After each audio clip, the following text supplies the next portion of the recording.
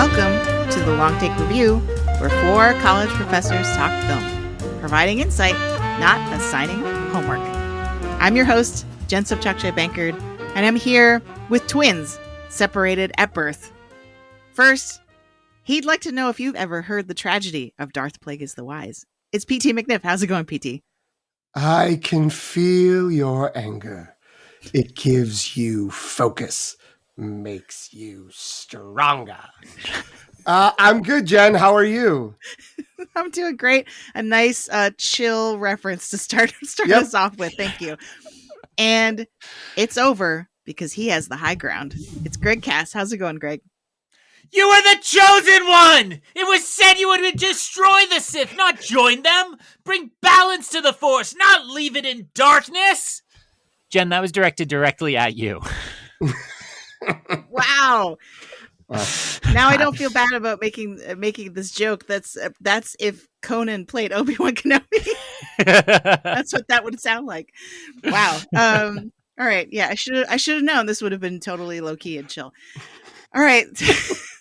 Let the record show I backed 2 feet off my mic, but probably that was not enough. Yeah, we'll see. When I'm editing this, I'm like, it's just constant unintelligible screaming from Greg. Well, how do I edit that? Listeners, Jen scheduled this as early in the morning as she could, thinking we'd come in low key. It didn't work. It didn't happen. Yes.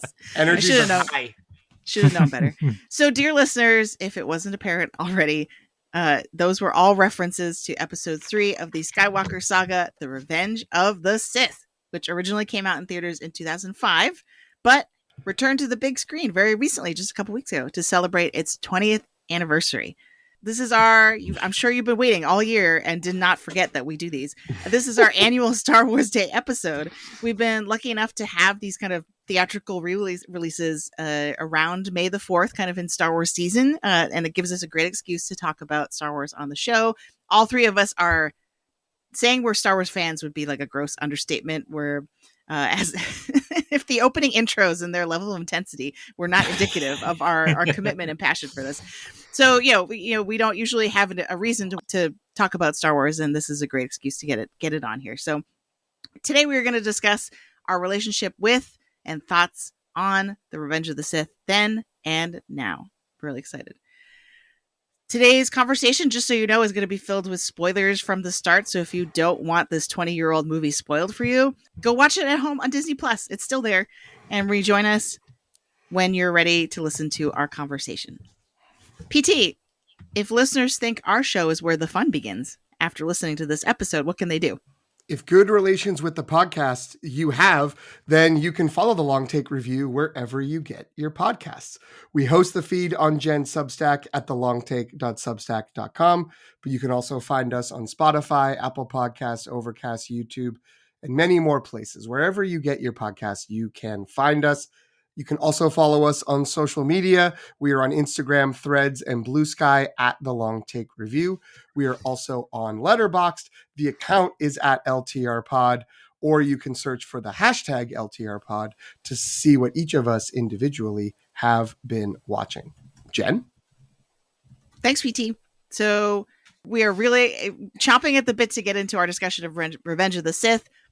But first, because this is a rare occurrence these days, there's a movie news update that's Star Wars related. I hear something on the HoloNet, Jen. What's that sound? Just in off the wire, it's your Hollywood news. All right, so we often complain that it's been too long since there's been a Star Wars in the theaters, but Star Wars Celebration had happened recently in Japan. This is, if we were a Star Wars podcast, we'd be woefully late in giving this news, but it's who cares?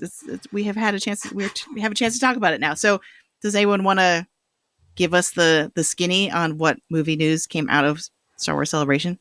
I would love to. There's a lot of Star Wars news when a celebration happens. If people aren't familiar, this is, an annual or biannual, convention Lucasfilm holds, and they really use it as a giant PR event for everything related to Star Wars, not just films, TV, books, video games, the whole range, every product you can imagine. So we'll concentrate on the film news here, and the two big takeaways are that we are actually getting Star Wars movies. And I think something that has come to unfortunately define announcements like this is the attitude of like, well, we'll believe it when we see it, because we've had a lot of these projects announced, and then through normal Hollywood happenings, the projects fall apart. And, weirdos like the three of us know that happens to all films all the time, and there's always things in development hell. But I think a lot of Star Wars fans are getting increasingly frustrated because it feels like it's not ever going to come to pass. So with that grain of salt, the two announcements seem very firm. So one is next May 2026, we will see the release of Mandalorian and Grogu, directed by Jon Favreau, who has not ever directed a Star Wars movie, we should remember, despite being very much tied into, the franchise at this point, seemingly focused very much on those two characters. They are filming now or wrapping filming soon as they get geared up for Ahsoka. And, we don't really know a lot of details about it. So I don't think we have any real plot sense on Mandalorian Grogu. We have Sigourney Weaver. That's it. I knew there was something. Yes. We have Sigourney Weaver and some droids who you can visit at Galaxy's Edge. Sigourney Weaver, not to dismiss, looks incredible in a Rebel flight suit. All your 80s dreams tied into one. Sorry, that was just for a PT. Yeah, it seems pretty exciting. Jen, I'm sure this one has your vote of confidence, right? Yeah, absolutely. I'm very excited about this. I mean, my only reservation is sort of like what happened. How did the screenplay for this movie come about? If it came from recycled scripts of a season 4 of the of the series, The Mandalorian, then we may run into some problems. Some Moana 2 flavored problems probably. But if it's not, if it's its own thing, then I'm on board, no question. And Sigourney Weaver genuinely seems very excited to be a part of Star Wars, though it became very clear very quickly in her interviews that she just knew nothing about this. Like, she hadn't even seen The Mandalorian before Jon Favreau called her to ask her if she wanted to be in it. So I don't know. PT, what do you think about this? Yeah, I'm excited because I love the characters.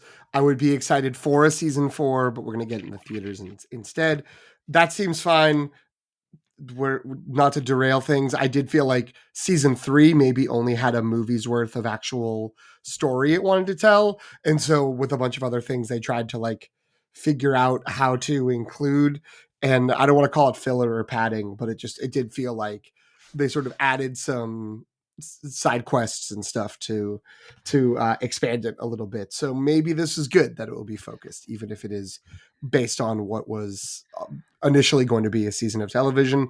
Maybe it's going to be, weirdly stitched together. We don't know. The trailer or the teaser they showed that's from production was not made available officially. There were phone recordings of it, which I did partake in, and it did look a little bit bigger. Like the production did seem bigger and more elaborate than the usual TV shows, but not so much so that it felt out of tune with what we've already seen. So yeah, I think that'll be great. And maybe that means we don't get a theatrical re-release next year. I think we would be in line for Rogue One would probably be the choice, 10 years of Rogue One, but maybe instead we just get a new Star Wars. How great would that be? But Greg, what was the other big announcement? Movie news, man. I just want to tack on my one other thought, which is I think you hit the nail on the head, which is that's the risk. If this feels small and kind of just TV shot in the volume, put on the big screen, I think that's going to turn off a lot of fans. So let's hope we avoid that trap. I will also say the other potential pitfall is the expectation that everyone who will go see a Star Wars movie in the theater has been following along with 4 seasons of television and maybe more if Ahsoka or Skeleton Crew elements are mixed in as well. And they're very popular in the fandom, but I don't know if general movie going fans I always think of like my parents who will go watch a Star Wars movie, but they're not into the TV shows. They don't care about that. So how much of it is going to actually make sense and be a resonant with the folks who will show up and be like, oh, look, yeah, I've heard about that. There's like Yoda, but smaller. Like that's all they know going in. So it's an interesting move to have this be the first step back into theaters after what will it be 7 years at that point. Yeah. Well, and a very good point. And as far as they have made us aware, the Dave Filoni movie that is supposed to be the capper to the whole Ahsoka skeleton crew Mando verse is still on, and this is not it. So this would build towards that further within that. Yeah. So get out of the volume, go to planets that don't just happen to look like Southern California, and let's see something great, hopefully. So the second announcement, man, are you going to be excited when I say two of these three things? Number one, Starfighters. Yes. How great does that sound? A whole movie based on a killer star pilot? Whoa, that sounds awesome. Hey, who could play him? Ryan Gosling. What? Are you kidding me? That sounds so great. I bet he wore a cool hat that I have already seen awesome fans replicate and wear themselves, which said, never tell me the odds. That's really exciting. What a charismatic star, a cocky flyboy part. That's great. Can't wait. Nothing could spoil it. Sean Levy. Oh. Hey. So directed by Sean Levy, Star Wars Starfighter, a new original film set after Episode 9. So this would be the latest in the canon timeline. Will be premiering, as they said at this time, in May of 2027. Jen, your half-hearted defense of Sean Levy, please. Yeah, that was rude. That was really rude. Tons of people really like Deadpool and Wolverine. Like, I don't know where you're coming from with this take. So, name one other Sean Levy movie you like. All Three Nights at the Museum. Just Married. Whatever. The Adam Project. It's what he's done for us lately. Like, okay. Like, that's what matters more. Anyway, so my defense of Sean Levy is when I watched the live stream of Celebration, his interviews on the live stage convinced me that at the very least he is very good at pitching movies to movie executives, like, because all of his answers about, like, we're really doing a great job hyping people up for the film. And I think what he said indicates, like, I think the strategy behind this movie, maybe as opposed to Mandalorian Grogu, you know, barring the universal appeal of Baby Yoda, I think that this new movie, Starfighter, is going to have that kind of more 4-quadrant appeal, because the way that he talked about it is like, look, this is a standalone adventure. This is totally new, right? We've cleared the runway in terms, no pun intended, in terms of the timeline, right? Like, it's not bumping up in terms of shoving Patty Jenkins out of the way. Yes. Get out of here, Patty Jenkins. Yeah, get out of here with your flight suit for a movie that's never going to get made. Wonder Woman 84 on the pile with the Book of Henry. Oh, wow! Now we're taking shots at Patty Jenkins. What's going on? Okay, so my point is, I think that this is a very strategic movie. Like, if Star Wars is going to start to come back to the big screen on a more regular basis, I think this is the way to do it, because so many people I know, the normies in my life, were like, Ryan Gosling's going to be in a Star Wars movie, and that was the headline. Like that he, after post Barbie, he is enough of a draw that people are just going to come, like, he can headline this movie, no problem. Star Wars or not, right? People are going to go see it because of him. So, I mean, that's good for the franchise in general. Hopefully the movie is also very good. But yeah, I don't know. Did we learn? I don't think we really learned that much about what the movie's about, other than it was affirmed that Sean Levy, again, very wisely framed it as, look, I understand we've gotten a lot of these in development announcements that don't pan out and that you never hear about again. Looking at you, Taika Waititi, get on that script. Right. But he said, no, we are in pre-production. Like, he was like, we've moved past development into pre-production. Right. I think that's what he said. I don't know when they start filming. I think in the fall, but I think that's right. But they're moving into production, which I think is only sounds right, because Ryan Gosling is a fall guy. I believe. Hey, that was worth interrupting PT for. Hey, that was good. Yeah, I feel like that's only happened with one or two of these movies that never happened, where they were like, no, we finished pre-production and we're going to be moving into, or we finished development, now we're in pre-production, and then it goes away in pre-production. But yeah, I mean, I think it sounds good, and I like that they were very clear. It is set after it will be the latest in the timeline of all these movies. It's set after the Rise of Skywalker. It will be off in that area, and I think they're smart to, in a way, like step back from the cinematic universe approach, which I think is what led Star Wars and Lucasfilm into the mistake of announcing 12 projects at once, even though like they didn't necessarily have a lockdown concept of what they all were going to be, or that they would all be executed correctly.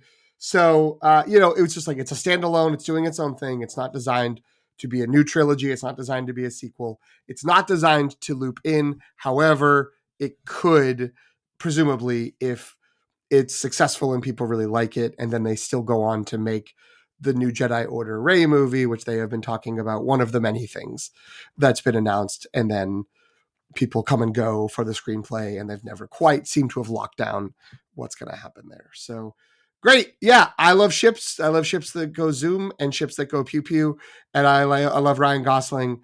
And I think this could be a really fun time.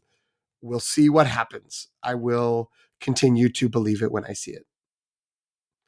Is this the Patty Jenkins project that has shifted over? I feel like I heard conflicting, like some people were like, no, this is a new thing from the ground up. Other people were like, it's very clearly the same thing. Will Sean Levy do a promo? He shoots himself on a runway somewhere talking about his family's history with fighter jets. Like, what are like? Oh, that was so cool. It was really cool when she did that. So I think all of that is pure speculation. I haven't seen any sort of like concrete journalism that has reported that. I would like to think that they see this movie as like checking that box of like, oh, this will appeal to all the pilot fans, or like, you know what I mean? Like the people who like seeing space battles and like pilots, but not necessarily actually have any connection to the previous project. I would hope that that's the case. And I think that like Patty Jenkins and Sean Levy are so different as directors that I feel like it would be really hard to pivot a Patty Jenkins script into a Sean Levy movie. Like I pulled up his filmography to see if I could come up with a better answer to Greg's question. I couldn't. I'm like, well, Cheaper by the Dozen, I guess, was pretty funny. And Real Steel had Hugh Jackman. That's all I can say about that. And my comment was mainly based on the Adam Project, which was one of those Netflix original movies that got huge money, huge billing. It's going to be a big deal. Everybody's going to love it. And it was pretty terrible. Right? Yeah. And in the way that every Netflix big splashy original movie, I See You Electric State, you're still catching a couple strays too. Those things just are not being produced correctly at Netflix. So I my opening joke aside, it may not be against him. I think Deadpool and Wolverine demonstrated he could come into a franchise, understand the flavor of it, and deliver very much in that, wheelhouse. So I think I'm just mixing all the metaphors. Deliver in that cockpit of his proton torpedo, and hopefully, yeah. I think he could probably do Star Wars, a good serviceable Star Wars movie. It feels to me a little bit like Marvel going to all these television directors, and that has had mixed results, but not universally bad results. So to throw Jen a life raft and to follow up on your television directors, I think the most famous thing he's done is 6 episodes of Stranger Things. Like, he's one of the go-to directors. He does 2 episodes every season. May not be around for season whatever it is, 5. That's coming up, but he's done episodes, I think, each year so far. So that's probably the thing that Jen actually likes that he's done outside of Deadpool. Thank you. I didn't know that. I didn't know that he was part of Stranger Things. But I think the main takeaway looking at the list of films, and I guess The Internship was pretty funny. I don't know if anyone saw that. I'm really, really, really reaching here. But no, the main takeaway, I think, looking at his filmography is they're all comedies. Every single film he's made is some of them are action comedies, but most of them are just like straight up situational comedies. And so I feel like that's probably, in terms of managing people's expectations for this film, I feel like that's probably where this is going to lean. Like, picture I'm just Ken, but in space with Star Wars. You know what I mean? Like, disrespecting Without- Greta Gerwig like that. I think she had a little something to do with that first. No, it's true. But I think in terms of tone, right? Because I'm thinking about the pairing of Ryan Gosling's performance in Barbie with the director that brought us Deadpool and Wolverine, right? And that seems like the main thinking behind that is for the comedy elements. And that sounds like Lord and Miller doing Solo to me. So hopefully this relationship gets a little more smooth and can be better than that. But there are no Kasdans who are talking about the Starfighters. Their screenplay. So that might be fine. Now, how are we going to feel when Ryan Gosling drops out and he's replaced by other Ryan from Free Guy and Adam Project, Ryan Reynolds? I'm out. Wow. Wow. Oh. Wow. I feel like Disney wouldn't do that. They wouldn't be like, let's cast Deadpool as a starfighter pilot. They definitely don't want that... Deadpool's box office for the new Star Wars movie. Well, that's true. All right, we've now pushed this way past. I should have known better. We've spent longer on this than I thought we would. So let's get into our discussion of Revenge of the Sith. You were the chosen one! It was said that you would destroy the Sith, not join them! Okay. I can't believe you already clipped Greg's opening. I know, right? It sounds exactly the same. Uncanny. Actually, I don't remember why, but I've had that on the soundboard for a really long time. Probably to make fun of Greg in some capacity. Why do you send that to students on their final papers, Jen? That's really rude. Oh. My hope is you had it for the Oscar Ferry flashback debates. And if someone doesn't support like something you want to do. Oh, yeah, that would be great. No, the clip there would be you or my brother, right? Yeah. It'd be like, brother. why would you betray me in such a way? That's a great idea. Antonio's going to love that. Okay, so first I wanted to start with look back. We don't have to spend a ton of time on this, but it's good when we're looking at a film that came out a long time ago to kind of travel back in time. So what was this film to you in 2005? You don't have to give us the full history. And we'll just say that Greg and I give much longer answers to this on our respective episodes of Force Ghost Conversations, which you should go check out. It's a great Star Wars podcast. So we'll start with PT. Take us back to 2005. This is where like our age difference, talking about these prequels, this is where I feel like it really hits, because I did listen to both of your episodes on that, and you were both talking about graduating college. I was well out of college because I'm 5 years older than both of you, so I had a job and I was working, and I was while there was discussion, I know on those episodes of how spoiler culture didn't exist. Spoiler culture existed in my world because I was desperately trying to not hear anything about the movie. And I did a pretty good job of that. I mean, there was a lot of speculation about what we were going to get. How was this going to connect? I had two friends who took flights on planes to meet up so we could go and see the movie in the same theater where we had seen The Phantom Menace, which was the Showcase Cinemas in Revere, now an Amazon sorting facility, unfortunately. But we went there. We saw a midnight showing. The audience was really pumped. My main memory of it was people came in costume, and that was great. But someone had just it just looked like they took a bolt of fabric and put it over their body, but like that it was very heavy, and they were walking around trying to look very imposing. And someone from like way back in the theater called him Lord Drapes, and he sat down and didn't do anything else in the lead up to the movie. And I mean, had a great time. Felt like, I mean, we're going to get into this. My main feeling is, at the time, I was an ardent prequel defender in a world where people hated these movies. And my opinion on the movie has not changed, but I do feel like the conversation has changed, where now I'm like, we don't really think this is the greatest Star Wars movie of all time, right? Like we know there's better Star Wars movies, right? But while still loving it and still having deep affection for it. And I saw it not a Greg level number of times, but I saw it multiple times with people who were, more normies And I won't get into those stories because we don't have time for all those. But like they mostly had a good time. I think for reasons we can get into, this is the one that people connected with more, at least amongst my peers in their mid-20s who were like, yes, good. This is what I wanted when they announced new Star Wars movies. This is the one I was looking for. Greg, what was your experience? 2005. What a different time. What a happy time in my life. Picture young Greg sprightly walking down the streets of Boston.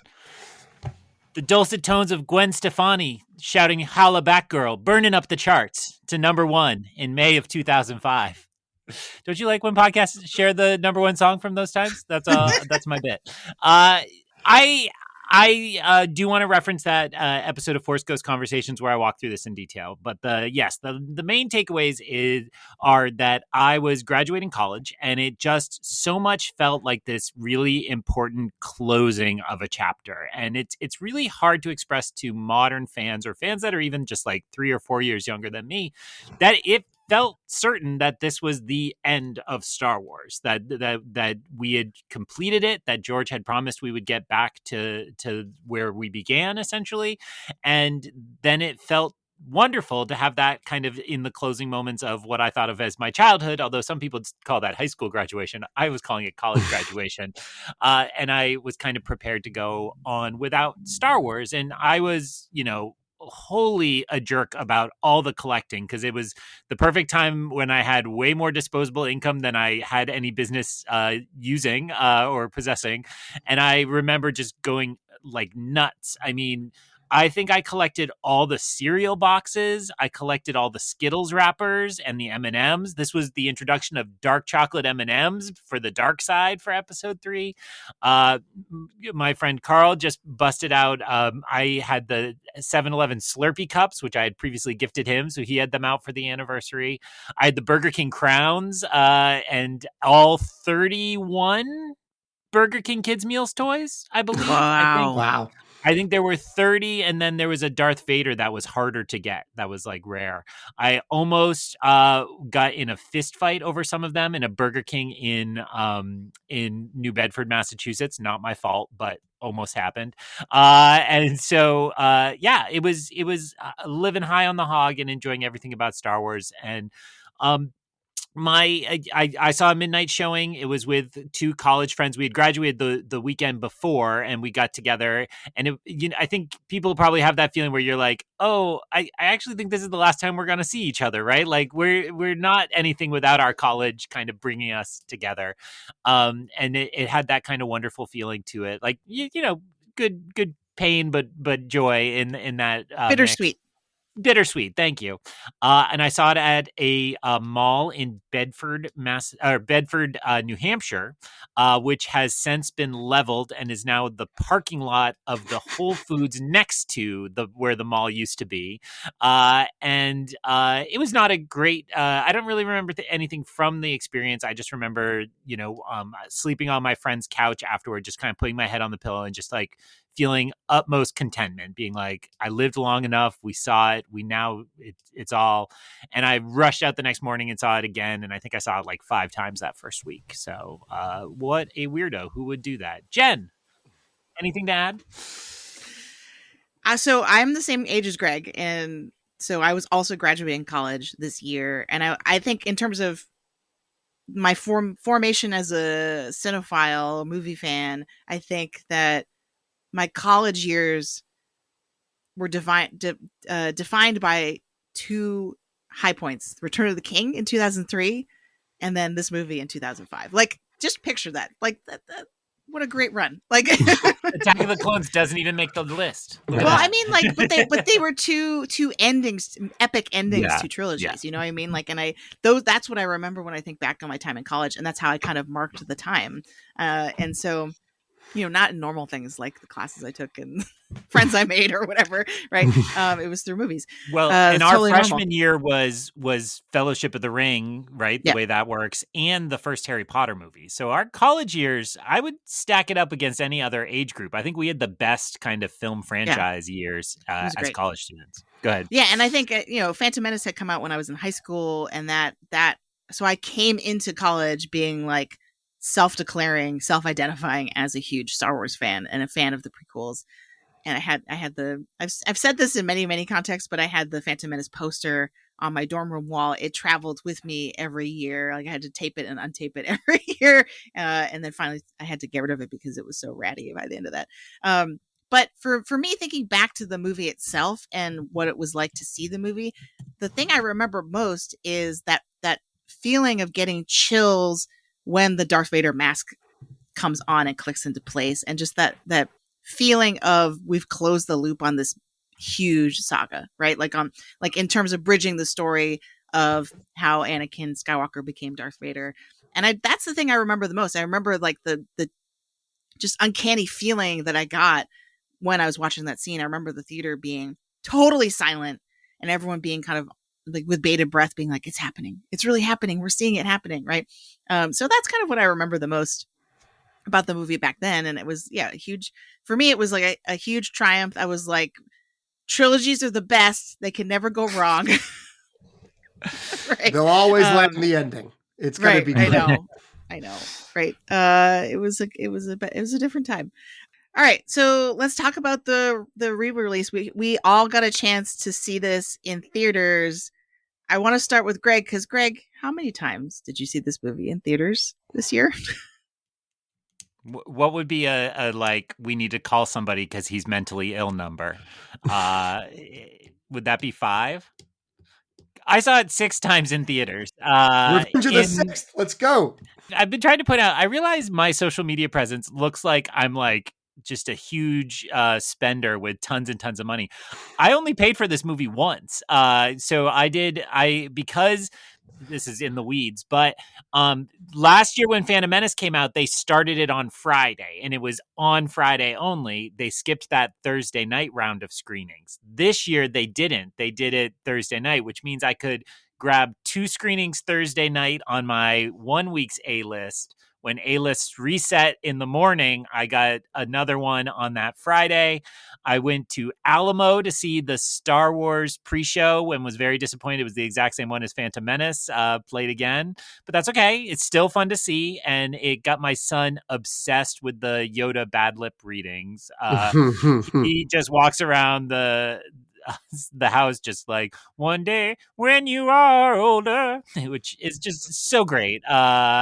So great to have in my household. And then there was a big podcast meetup here in town on Saturday night where the HoloNet Marauders, a great Star Wars podcast if people are looking, and YouTube show, they rented out a big block of seats, and a lot of their friends from the 501st and myself and the both the hosts from Wampa's Lair were there. And then what is that? That's 5. So I snuck out one more time when my grading had a lull. I think I taught my last class and then ran to the fine AMC Burlington 10, which I believe you both are familiar with. Sits on the hill and lets you look down on the common people of Burlington, and enjoyed it all. So the re-release was awesome. The special intro by Hayden coming out and saying welcome back was really heartwarming, and though brief and presumably only because he was getting a good paycheck, felt good that he could be proud of the work he did and kind of celebrate it.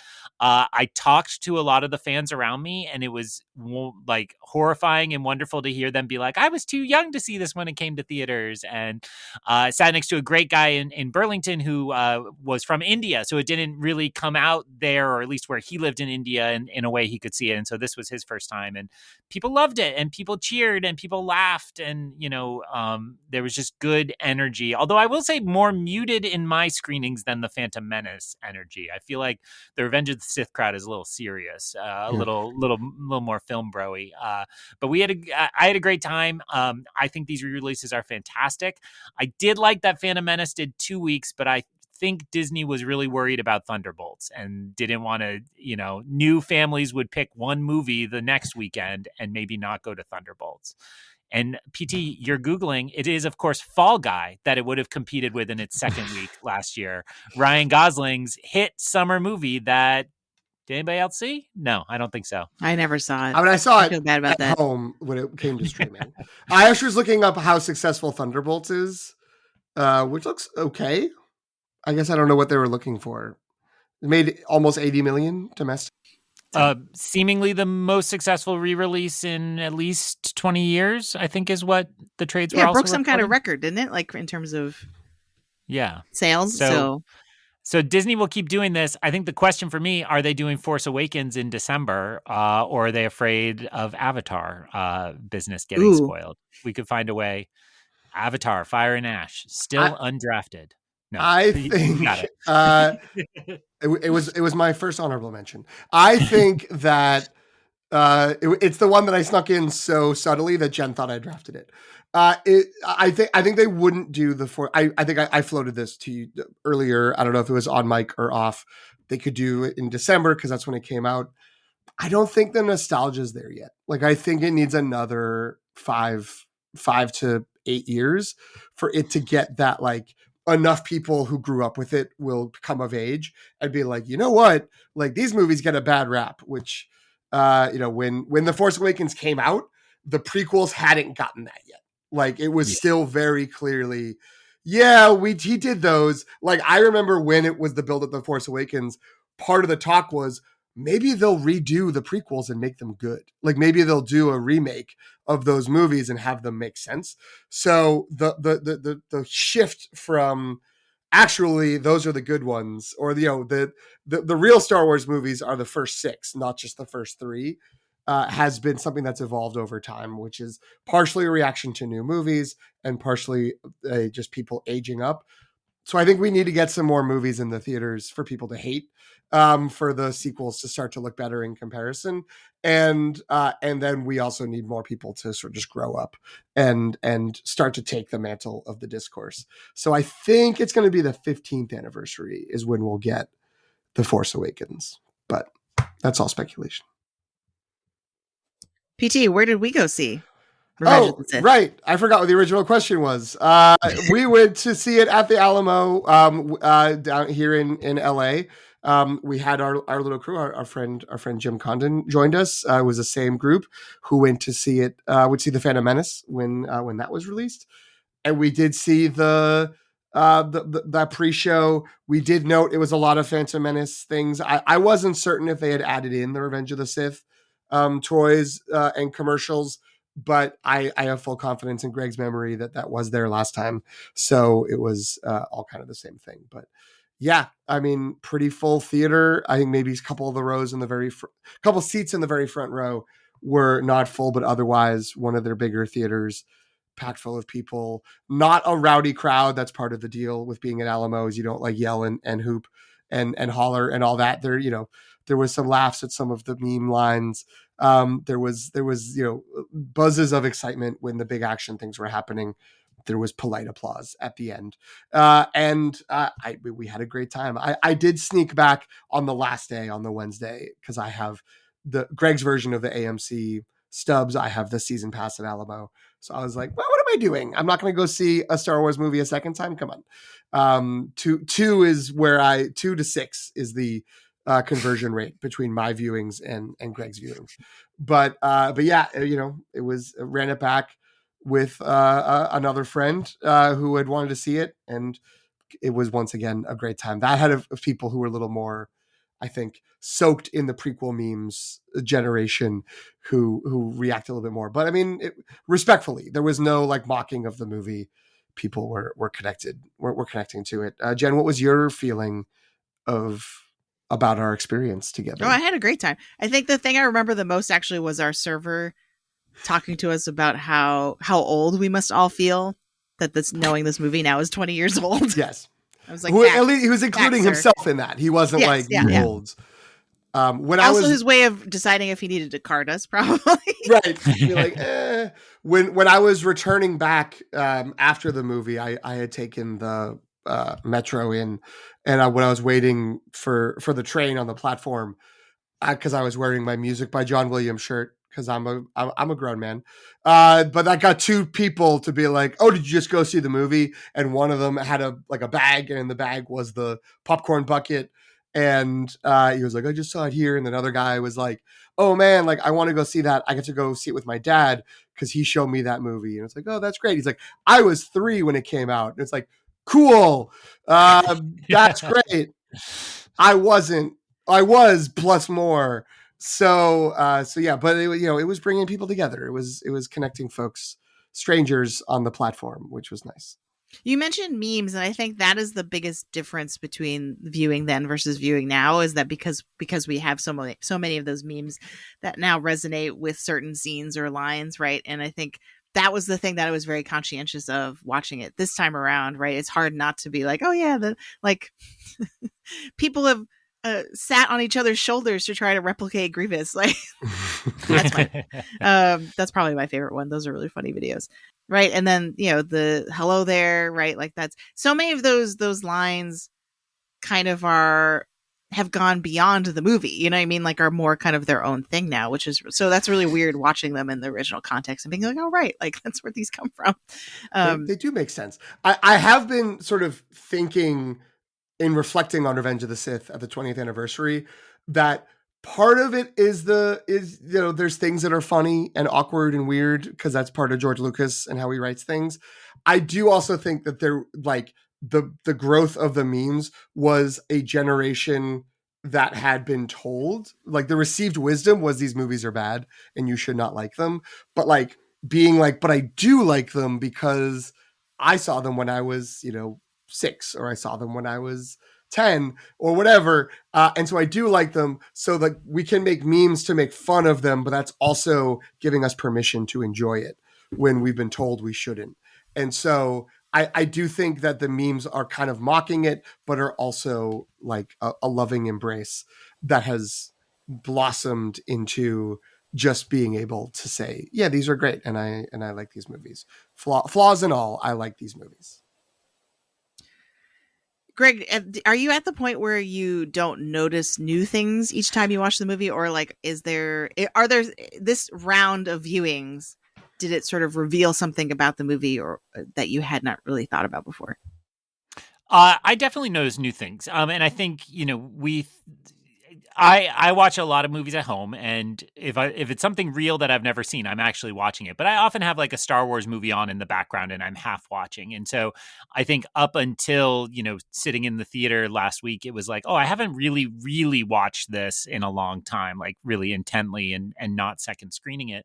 So I already shared these on Rebel Base Card, so apologies to my 3 fans out there who follow me show to show. But I noticed a couple fun things. Well, one is the opening space battle is just incredibly dense. So I watched that on the big screen 6 times, and I was trying to watch a different piece of the screen every time. And like, no, don't get distracted by the Jedi starfighters. Look what's happening over there and that. And there are some parts of Order 66 that are a little like that too. The one that stood out the most to me is actually, speaking of memes, what about the droid attack on the Wookiees? And on the Kashyyyk battle, there's a moment where Yoda is on the raised platform, which is above the battlefront map from the original game that I remember so much from that time period.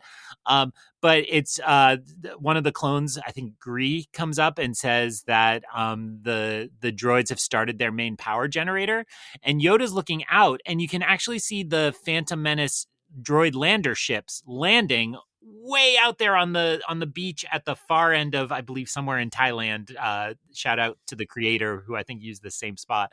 So that, and then I credit to Jason from Wampa's Lair, who pointed out a funny moment when, in the chaos of the cockpit of the Invisible Hand, when they're all fighting, there's a very funny moment where a old-fashioned battle droid, a B1, is running, and R2 scoots forward and trips it, and so the droid is like going to fight Anakin, and R2 trips it, and the droid falls down and I think is killed. So a nice little funny moment like that.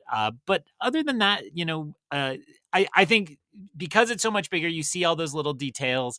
I've already reached the stage where I really understood everything going on Mustafar, but it is nice to see it all big, and you can be like, okay, so there's shields on those, and then they hit the thing and the shields turn off, and then the lava starts, and that's why this happened. And it's actually pretty clear and well done. It's just complicated. So it's on the first few theatricals, normies don't get it. They just don't get it, Jen. So how about you two? I mean, it's always great when normal people can't follow what's happening in your movie. That's always a good sign. But yeah, I do. I agree fully that this was not something I had sat down and been like 100% attention. Let's really lock into this for a while. So that was great to see. There are some moments that play great, just sort of hit really hard on the big screen. That opening space battle, the lightsaber duels, the line, he has too much control of the Senate and the courts, he's too dangerous to be kept alive, really hits hard on the big screen. I don't know why. I can't think of any other reason why that would hit really hard now. So there was that. I did see, like, I don't know if I saw anything new. I did not see the tripping of the battle droid. I did like when and I think this is not like, this is all very obvious, so like the real fans out there will roll their eyes at me, but I like some of the like mid background stuff, like when Obi-Wan takes down one of the Magna Guards in that battle, and the two battle droids are like pushing each other to like get out of the way, to like run away from him. And I like when Grievous is about to like unleash the 4 lightsabers, the one battle droid in the background that like taps his friend and like points to look, to be like, go look at this. This is crazy. You've never seen this. And so, yeah, I liked seeing all of that. I did, in terms of like new insights or something, I felt like this time I had the first, like, maybe this was the first time I felt like I could really identify the moments where, and this is not as positive about the movie, apologies to people, where it's like, oh, this scene got edited down because Lucas was worried it was going to be boring, because people have been hitting him with these are boring for the previous 2 movies. And it's a lot of the Anakin and Padme scenes where like you can see the tones are like shifting in the middle of the scene. And if you go and look at the, like what's out there is like the shooting script, which I don't know if it is really the shooting script, but it has like more extended moments. The one that like I feel especially is when it cuts to them and they're sitting on a couch and they're like laughing and like kind of playing with the stomach. And there's, again, in the script, there's this thing about like, oh, it's kicking so hard, it must be a girl. It's like, no, I can sense it's a boy. And the level of technology in a galaxy far, far away is great, except for OBGYNs who can't figure out prenatal care how many could be babies better are in there. Yes. Everything's run by men is the clear takeaway about this. And so like they're doing that, and then like like Anakin gets a little sullen about like, I'm worried about stuff, and Padme's like, I'm actually worried too. And in the movie, it's like it's just a wide shot of them giggling, and then just cuts to Anakin immediately being like, I'm bummed about things. And then that's also like, she's like, maybe we're on the wrong side. He's like, make a motion in the Senate if you want to have that separatist talk. And then she's like, hold me. And it's just like, all right, like it, like these scenes feel bad, like in this movie, and all the, like, I think some of the disservice to Padme as a character in the movie is because they really try to tighten up these scenes to make them like move faster, to get to not the quote unquote good stuff, but get to the action stuff, get to the things that are more high drama. But I think ultimately that was like, oh, those scenes kind of reveal why those scenes may not be working as well here. I don't know. Jen, what did you see on the big screen? So I think when I watch this movie now, as opposed to back in 2005, the biggest thing is that I have way more empathy for Anakin, because this movie does a really good job. And I don't think I would have been, I don't know, mature enough in 2005 to like pick up on this necessarily. But there's so many, it's a perfect storm of people coming at him and asking him for things and asking him to betray his values. And just like, so it's like no wonder he turned into Darth Vader. Like, even, and the thing for me, spoken like a true parent, nicely done, right? Like that's what it feels like. Yes. And yeah, that's the other thing is, right, I'm a parent now. Back in 2005, obviously I wasn't. So I think, and in particular this time around, the scene where Padme is like, well, maybe you could talk to Palpatine, right? And he's like, not you too. And so like, that's the thing I didn't remember. I didn't remember that he really was, everyone was coming at him being like, can you do this thing for me? Can you be underhanded for me? Can you, right? And obviously Mace Windu catches a lot of strays for what he does to Anakin, right? Being like, I don't trust you, but if the, and constantly patronizing him. And so I think my perception of Anakin definitely shifted a bunch as I got older. And I think, even the like him being outraged that they didn't grant him the rank of master, right? That feels very different now that I'm older. Right? It's not so simple that he was just being petulant and whiny, right? Like it's there's a lot more. You can see kind of the more of the subtext of what's happening. So that's the thing that I kind of take away. And again, it's like maybe because I understand more about the world and how, toxicity is born, right? Like in culture and society. And I don't want to specify male toxicity, but it's there. But you know what I mean? Like the idea of like someone being pushed in a particular direction, pushed down a path that we don't want to follow. I do think, I mean, there is something to, we got so much more time with Anakin because we've had all the Clone Wars. Mm-hmm. We've got, 7 seasons of that. I think that helps. But I do think even divorced from that, we have experienced enough things between us living more and growing older, but also seeing so many people fall into toxic, holes in society and be sucked into these mindsets because they have these. Come on, what? Yeah, exactly. They'll like go see this movie 5 or 6 times in 1 week. All those YouTube videos that Greg started watching. Like, well, I don't know. He works out a lot, but he goes to the movies 6 times a week. So anyway, I think that we've seen enough of that for it to be like, yeah, like that was one of the big, I feel like, complaints about this movie when it came out was the turn doesn't really work. The turn isn't enough. There's not enough there, which was partly we spent too much time with like innocent Anakin. There was a lot of layers of prequel complaints, but I think he should, one of the things I remember was he should have turned at the end of the second movie. So the third movie, he was Darth Vader. And then maybe he becomes the Darth Vader in the suit later in that movie. But like, we were rushing it. It all took always too fast. But I think we kind of see now how fast it can happen, how fast people can turn when they are, put under pressure and given an easy solution, given the sort of easy out of, oh yeah, like this person has just an answer and I want that answer. So I'm just going to run to that and take that. The actual scene where he says, I will pledge myself to you is still a little too fast, but that's a nitpick in the scope of the entire movie. Oh, you mean just how his tone kind of shifts? I feel like they need like a few more beats of him being like, what have I done? All right. Like, it's kind of just like, he's like, oh no, like, what have I done? All right, I pledge myself to you. Like, like it feels like maybe he needed to reflect a little more or maybe like leave and then come back. I don't know. Like that does feel, it feels very also, quick. He's like, also not questioning that he was promised this easy shortcut answer. And like, then the real response is, well, we'll figure it out together. Right? Yeah. Where our scientists I also like that Sidious has like a Rolodex of names. Like he's got a spreadsheet lined up and it's like the next apprentice is going to be Vader. Like I'm ready for that. Like it's already locked and loaded. Just let me know.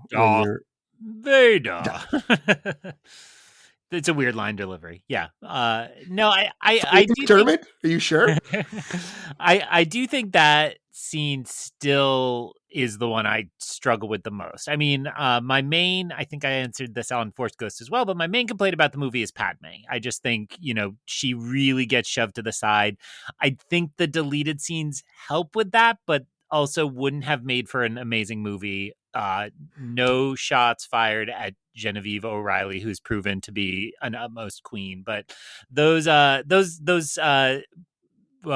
delegation of 2000 scenes just don't really come together, and they there's potential there, but we don't really need that. But then the conversion scene is so fast, and I do think I appreciate a lot more now Anakin's resentment towards Mace Windu specifically, and that was being built from Phantom Menace, right? Jake Lloyd shoots him a dark glare to start to kind of lay those seeds, but it doesn't quite make sense, even with, as PT said, all the extra time we've gotten it with Anakin, which the Clone Wars does some good work to kind of set up these struggles along the way.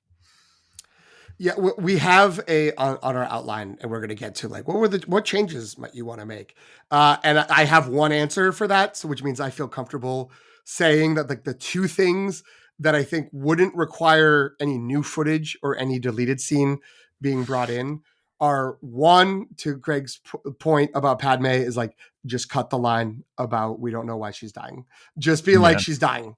And they're like, what? And then like leave it at that and don't explain it and let it be up for fan debate, whether it's because Anakin killed her and all that. But like, don't get like whatever was the thinking behind that doesn't work. It just makes Padme look like a quitter and look like she doesn't care about her kids, which is not in line with the character at all. It doesn't really make sense.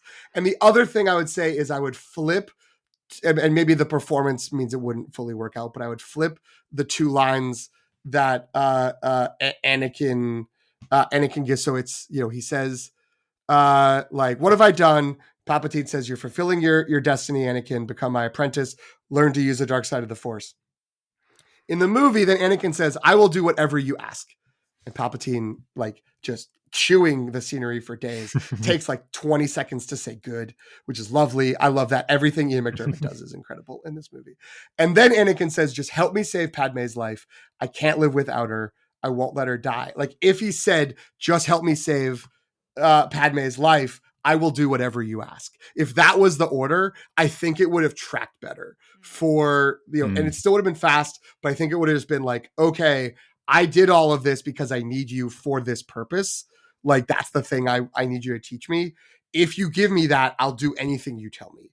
And then the fact that within like 80 seconds, he's like, go kill every Jedi. He's like, great, sounds good. We're in. If that's what I got to do, then fine. So yeah, I do think, that would be a moment for tweaking, but it is what it is. All right. So I do want to kind of move on to our next topic. A lot of, especially Star Wars podcasts that we listen to and love, they're taking, or they're already covering this, the anniversary, the re-release, right? And very much in depth. But I feel like the unique thing that we can offer, right, is what is this film's legacy for movies and for filmmaking? When we talked about Phantom Menace, we talked a lot about like, was this the birth of prequels, the trend of making prequels? I kind of want to take a little bit different stance, like of like, how do we feel this movie changed the way that like franchise filmmaking went forward? Did it? And especially the idea of like connecting one trilogy to another, you know what I mean? Like, or like shading in a gap kind of. Well, I would say PT already referenced earlier cinematic universes, right? And it's hard to state to kind of distinguish whether the prequels did that. But I think what you're specifically asking about, that kind of puzzle piece nature of this film, is actually a lot different than Phantom Menace. Phantom Menace starts some of that, but doesn't play the game as much of filling in exactly what we're expecting. And I'm thinking, I mean, my examples are going to be crummy, but I'm thinking of things like the first Wolverine spinoff that so specifically at the end of that movie is like, let me do the three things so that you know exactly where X2 begins after this, right? And how that happens. And I think, last year, the new Omen movie did that a bit. Like, its last act was like, it told this great, totally original story. And then it's like, we have a gentleman who wants to come adopt this baby. What is his name? Oh, and like kind of like, I think that specific aspect of prequels wasn't really locked into place until Revenge of the Sith, where it's like, okay, this baby needs to go here. This baby needs to go there. Yoda, why are you still here? You should go into exile. How about a swamp planet? And like all those things kind of, that kind of game, which I think was very popular in movie making for a while. I just gave a lot of dorky examples of it, but even when Marvel goes out of timeline order, they want to find those little hooks to make it so that things connect in. And I am not the internet, so I will not call those Easter eggs, but that connectivity that really brings those films together, I think comes a lot from here. But I also would note, I think the Phantom Menace is seen in 1999 as kind of a failure. So I think it's the fact that you get a successful trilogy. By most standards, it ended well and was satisfying. I think the three taken together is what really just fuels the franchise boom. And it's like, all right, what can we trot out and see if we can extend? And that dominates until Force Awakens proves that you can go make a Lego sequel and then starts the Lego sequel trend, would be my read on the industry. I would only push back slightly on there. Had already been some legacy sequels. I don't know if they were as, they were not as successful as The Force Awakens, because what was as successful as The Force Awakens?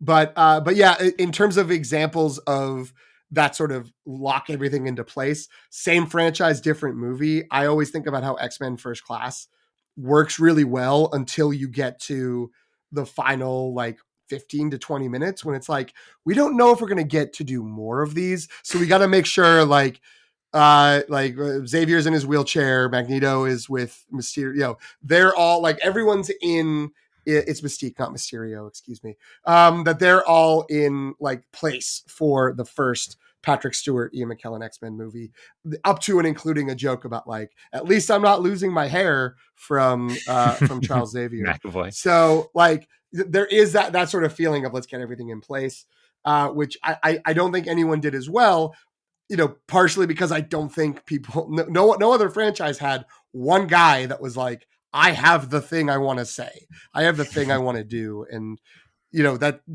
George Lucas did not always, successfully execute it. He didn't always have all the answers that I think he sometimes likes to pretend he had, but, he had the vision and he had what he was doing and he had full control over what was going on. So I feel like part of why that ending works so well is he like had that mapped out of, this is what we got to put everyone in place so people can just wait within universe. They can wait for 19 years and be ready for when that they cycle back to watch the first movie again. So I do think that there was some chasing that for a little while.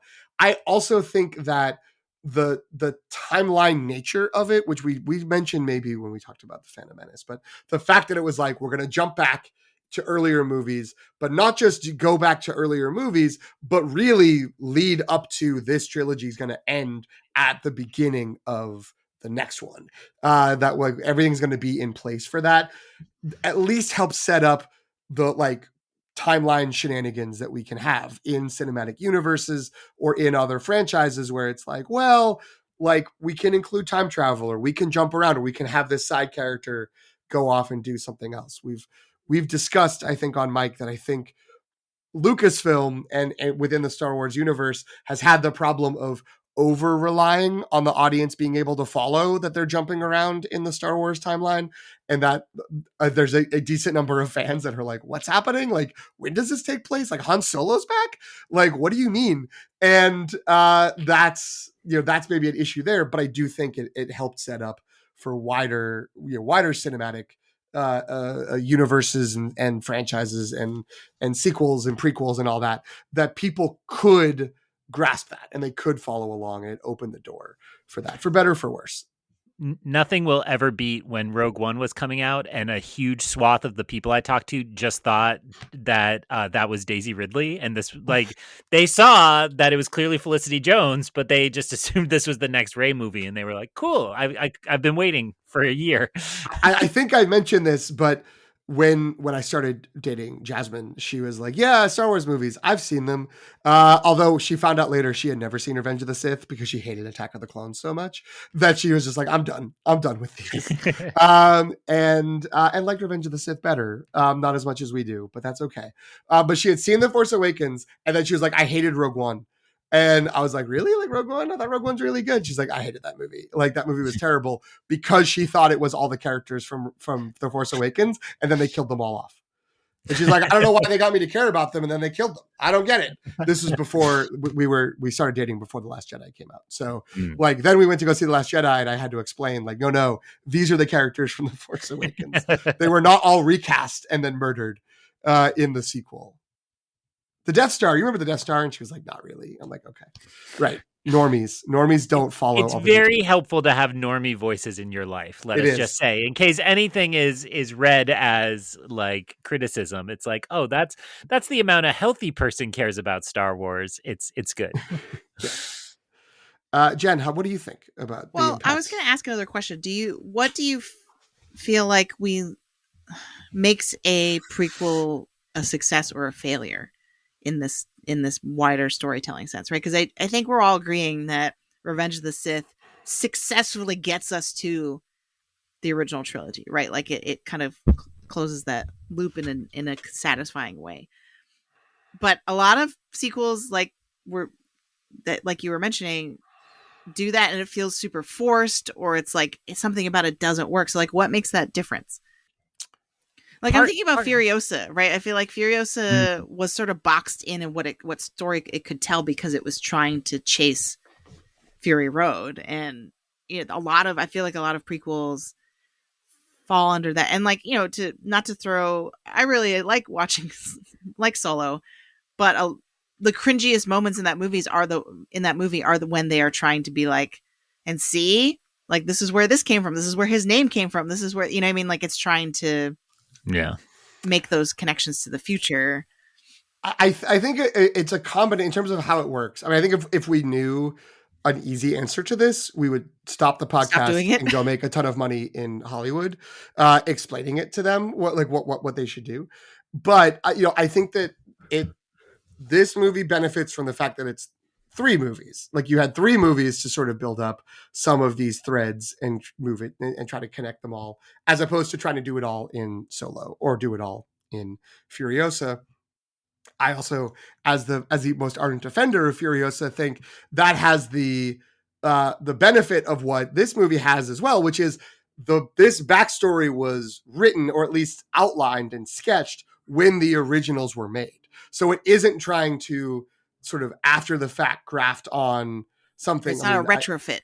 Exactly. Yeah. And so, I assume I'm not the only one here. I'm looking at Craig, but maybe not, who read the Return of the Jedi novelization back in the day and had like Obi-Wan, when Obi-Wan's ghost comes and talks to Luke, talks about like a little more about this. It's like, I confronted Anakin. I thought I could win him back. We had a fight on a mountain, on a volcano, and we fought by lava. And I ended up like, he fell into the lava and I thought he died and I left him for dead. And then I only later found out that he had become this monster, and he become this machine. So I don't think you can win him back. I tried and I couldn't. So like, at least like that core plus the core of, and Palpatine took over, like that's in the Return of the Jedi novel as well. Palpatine took over from the inside. Like, he was in the Republic and took over the Empire from the inside. So I felt like that was already there, as opposed to if you watch something and go, let's try to make up a story of what got us here and figure it out. So I think the retrofit is an issue with a lot of these prequels. Yes, I think that's correct, even though I have twice now had my nerd alert go off in my brain, because there is famously, they shot the final duel and only then did George remember that Obi-Wan had to pick up Anakin's lightsaber after the fact. So like, yes, he had the broad strokes mapped out, but if you think about all those pieces he needed, that's an actually kind of a big one that they almost forgot entirely, which is pretty funny. Well, and also the last lines of this movie are him responding to people complaining about in Attack of the Clones, that it's like, well, if C-3PO if C-3PO spent all this time with the Owen and Beru, like, why, like with the Lars family, why doesn't he remember that? And and like in an interview after Attack of the Clones, he goes, I don't know, they wiped his mind. Like, who cares? Like, that doesn't make any sense. And so that he's like, I'm going to make that the end of this movie, is make sure you wipe C-3PO's mind so those people can't complain anymore. Shout out Space Jimmy Smits, just because we're invoking him. And, there's a lot of love and a lot of respect going on between Benjamin Bratt and Jimmy Smits, but Space Jimmy Smits forever. That's where I am. Sorry, go ahead, Jen. I mean, I'm with you. As much as I love Benjamin Bratt, I was like, what's happening? Anyway, that's for another podcast. I think you may have just answered my question, because what it sounds like is the priority for Lucas was on answering a question about a character, as opposed to tying every loose end with the plot. Like that was like an afterthought almost, right? Of like, how do we get all the plot elements to line up? And because I think at the end of the day, and especially through this movie and how the trilogy concludes through this movie, it really is primarily interested in answering the question: how does the greatest Jedi Knight that ever lived? You know, you can argue that, I guess, but how does the Chosen One and someone who's supposed to be like this legendary hero become Darth Vader and one of the most iconic villains in movie history, right? And so I think that question of like what could happen to a person that would make that change, that's the driving factor for these movies, and especially this one. And so maybe that's like maybe that's how we should prefer it. We should prefer that to be the priority, and then the like little plot details of like, oh whoops, like how does that happen? Like, let's pick up that lightsaber, let's like wipe his memory, right? Like all that stuff is kind of secondary and not as important. Yeah. I'm going to repeat back to you what you just said and thereby sound smarter and get all the accolades. But kind of the answer I had to the question was that, yes, these films were set up because they were promised as 1, 2, and 3 coming after 4, 5, and 6. But the truth of them is George Lucas had something to say and something big to talk about, and those are the mythological themes. And so you just cast them as character, and I think that's right. But it's like he had not just those character beats, but he wanted to say something. And I remember, right, when JJ came out with Force Awakens, there was a lot of like, prequels don't exist anymore, yay, we're free. And then Rian Johnson, as he was preparing, he had a tweet or something that went viral that was essentially like, oh, so the prequels are just about how people trying to do good and create a good society can accidentally create the world's greatest evil. That's really cool, or something like along those lines. And it's like, yeah, like that core theme, and why you're seeing in our current political moment so many people reference Revenge of the Sith is because there's something resonant about those giant political mythical themes that feels, George was writing it about the Roman Republic. Shout out to his boy Frankie Coppola, who just tried to do the same thing. He goes by Frankie now with me. That's what inspired him. He was inspired by Rome. He was inspired by Hitler. And yet, because he universalized them so much, we now see that this is resonant in a totally different political moment that he was anticipating, as a good hippie in San Francisco. He saw the corporations coming and such, but certainly had something bigger to say. So my answer to the prequel question: have something unique to say. Don't have the movie exist to be a prequel. Have a story that you want to tell, a message you want to give that just happens to fit with those earlier characters' lives. I will say, just to maybe augment this, is there are also plenty of people who still think it doesn't work, who think that like this isn't successful. Like, I think that was an interesting kind of corollary to the joy and celebration of everybody being like, we get to go see this movie again in a theater, are all the people that were like, this movie made like $20-something million. Like, what? Like in other movie circles, like, I don't want to say normie because it's like movie nerd circles, but that doesn't overlap on the Venn diagram, where they're just like, this movie, like, what? Like, I don't understand that. And some of them went back and watched it again and are like, oh, okay, like, I get it. But I think there are still people that are like, it's all very rushed. Like those connections don't necessarily work, even if they respect that Lucas was trying to make, to make something and to make a statement. And I think, unfortunately, people are like, oh, yeah, that seemed really obvious maybe 20 years ago, but now it feels like this is a message people need because we've all forgotten these lessons because we keep making these bad choices and putting ourselves into this position. So I think that might be a perfect segue into what PT wanted to talk about in the rhetorical situation, a segment in which we look at a film through the lens of our academic experience.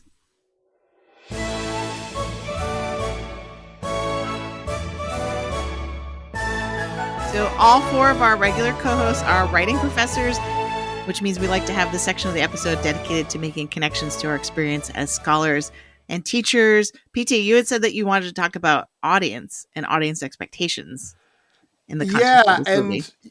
I think there's something that seems, maybe as I think about it, I'm just like, maybe this is all very simple and obvious, but I've just been so interested in tracking the sort of generational growth of these movies and the reaction to them, where there's sort of the old guard, which is a lot of, I think a lot of our peers. I don't know, maybe you had a lot of friends who were into it, but I will say, I mentioned earlier, I saw the Revenge of the Sith with two of my friends who flew in.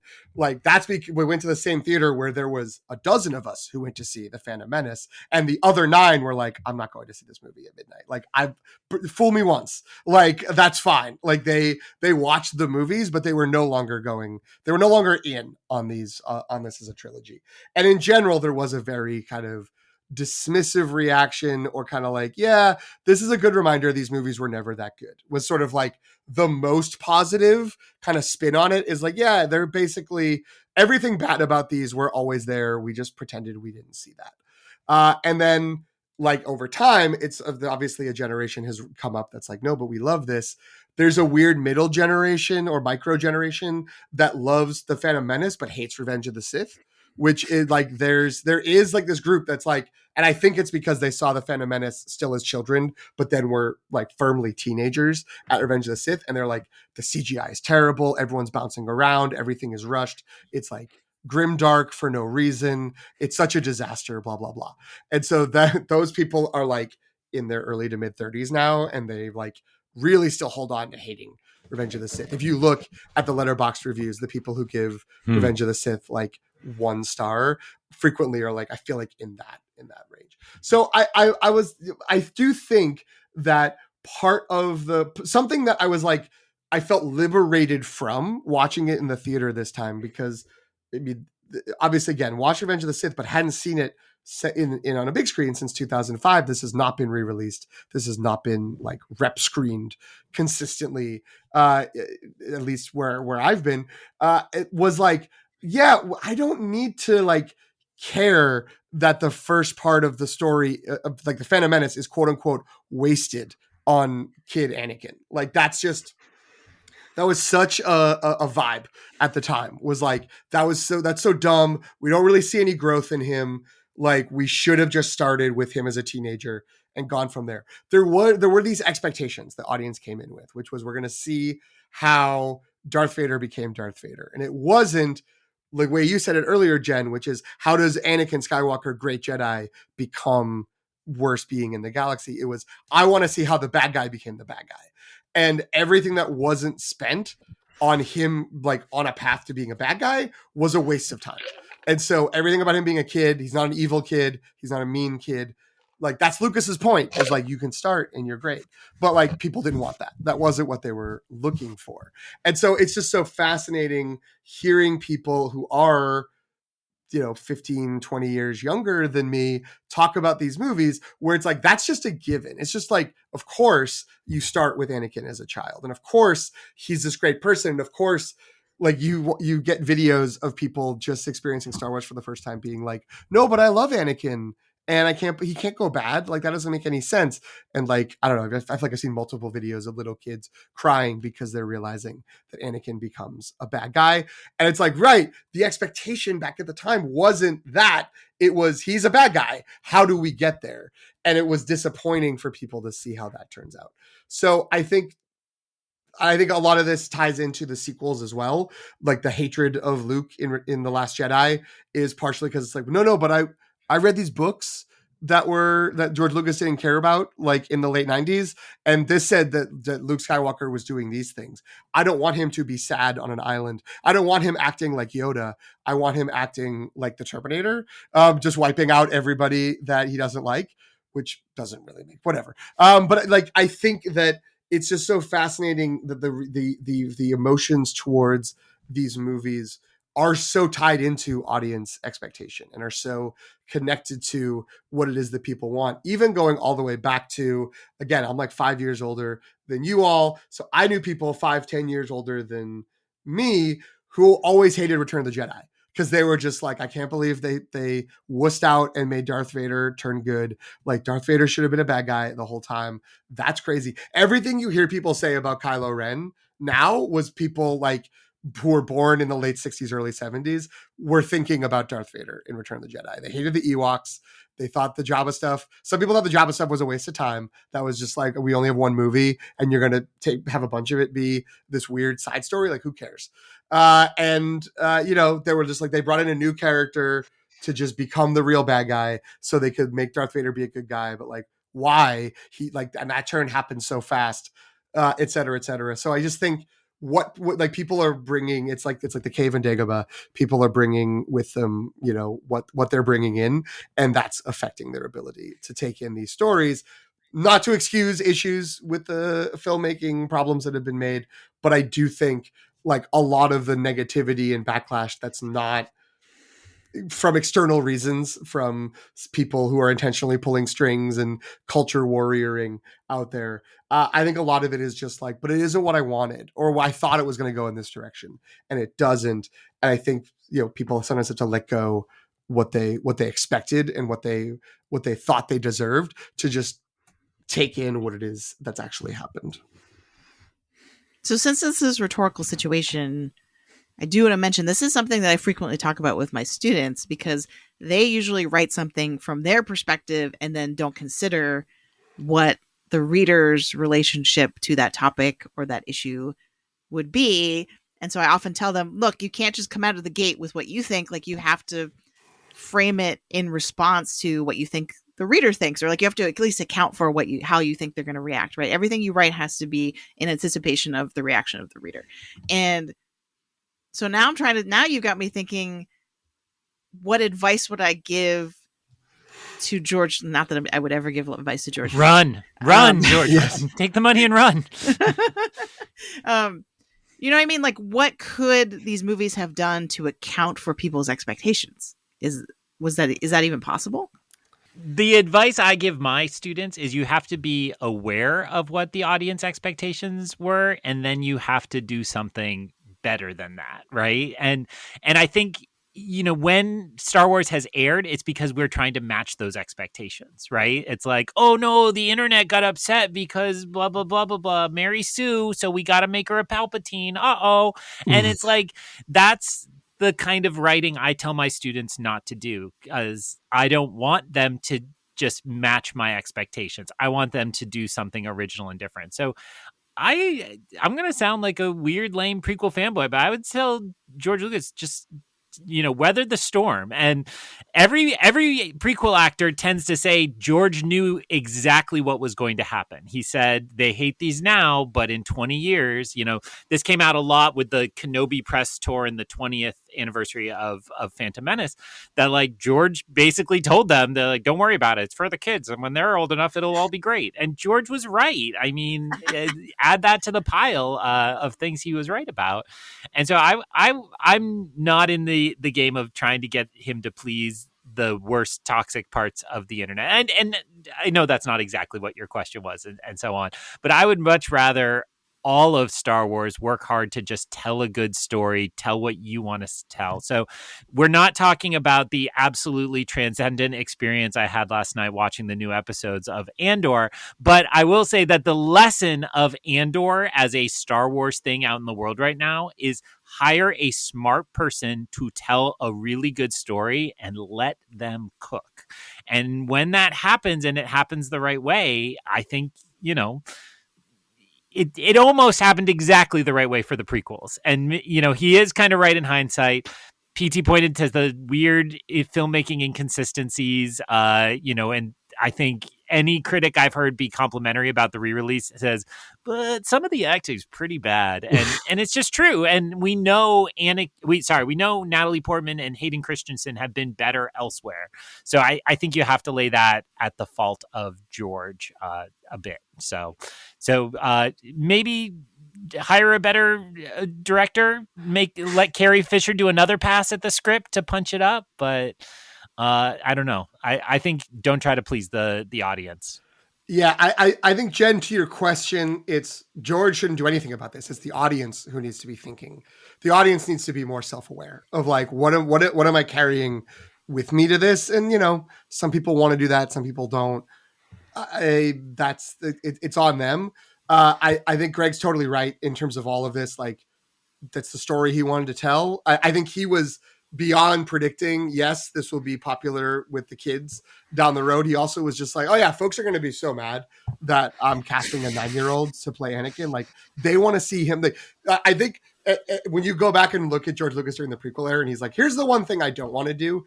It's the Rogue One hallway, like, where it's like, I don't want to make Darth Vader look like a badass who just like mows people down. Like, that's not what I'm into. That's not what I'm interested in talking about. So like, that's great. And that is what he wanted to do. If we had to give him advice, it would be like, find a better balance between the times that you like just have characters standing and talking and explaining the themes of what you're doing. And then the times that you're trying to really subtly get it across, because I think it's like 80% too much exposition and 20% no exposition. And so some of the themes get a little bit lost until you watch these movies like 50 times or watch a 7-season animated series that teases them out a little bit more. But like, you know, again, George Lucas doesn't need like tips from us about how to make movies. He's very successful at what he is doing.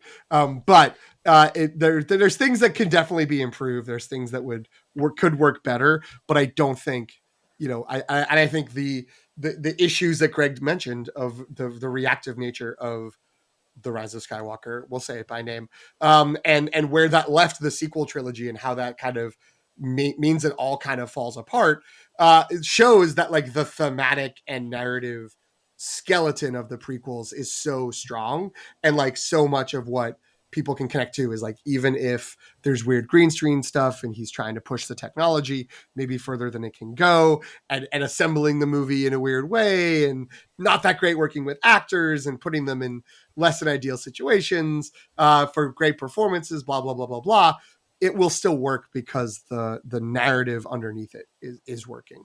So, you know, we started with like, be aware of the audience, but it's also sort of like, ignore the audience and tell your story, and then let the audience, you know, deal with what it has to deal with to connect with it in that way. And I just, as a part of this conversation, I want to do right by the greatest Rian Johnson by getting his actual message on record, because I pretty much butchered it earlier. So Rian Johnson responded, somebody had a tweet that was like, say something nice about the prequels challenge. And Rian Johnson responded, Lucas made a gorgeous 7-hour-long movie for children about how entitlement and fear of loss turns good people into fascists, and did it while spearheading nearly every technical sea change in modern filmmaking of the past 30 years. It's hard to fight with that, right? Mm-hmm. I mean, again, I'm not here to say this is a perfect film. It's not even a 5-star on my letterbox, but I do think you have to give it a lot of credit for that. Jen, your earlier question, digital filmmaking. I mean, that's all the prequels. It's particularly 2 and 3, but sure. I mean, Ryan reminds us there that, like, you know, everything looks like episode 3 now, or a better version of episode 3. The technology continues, but we don't have the MCU without this. We don't have Harry Potter or Lord of the Rings in some ways, but they're concurrent, but you know.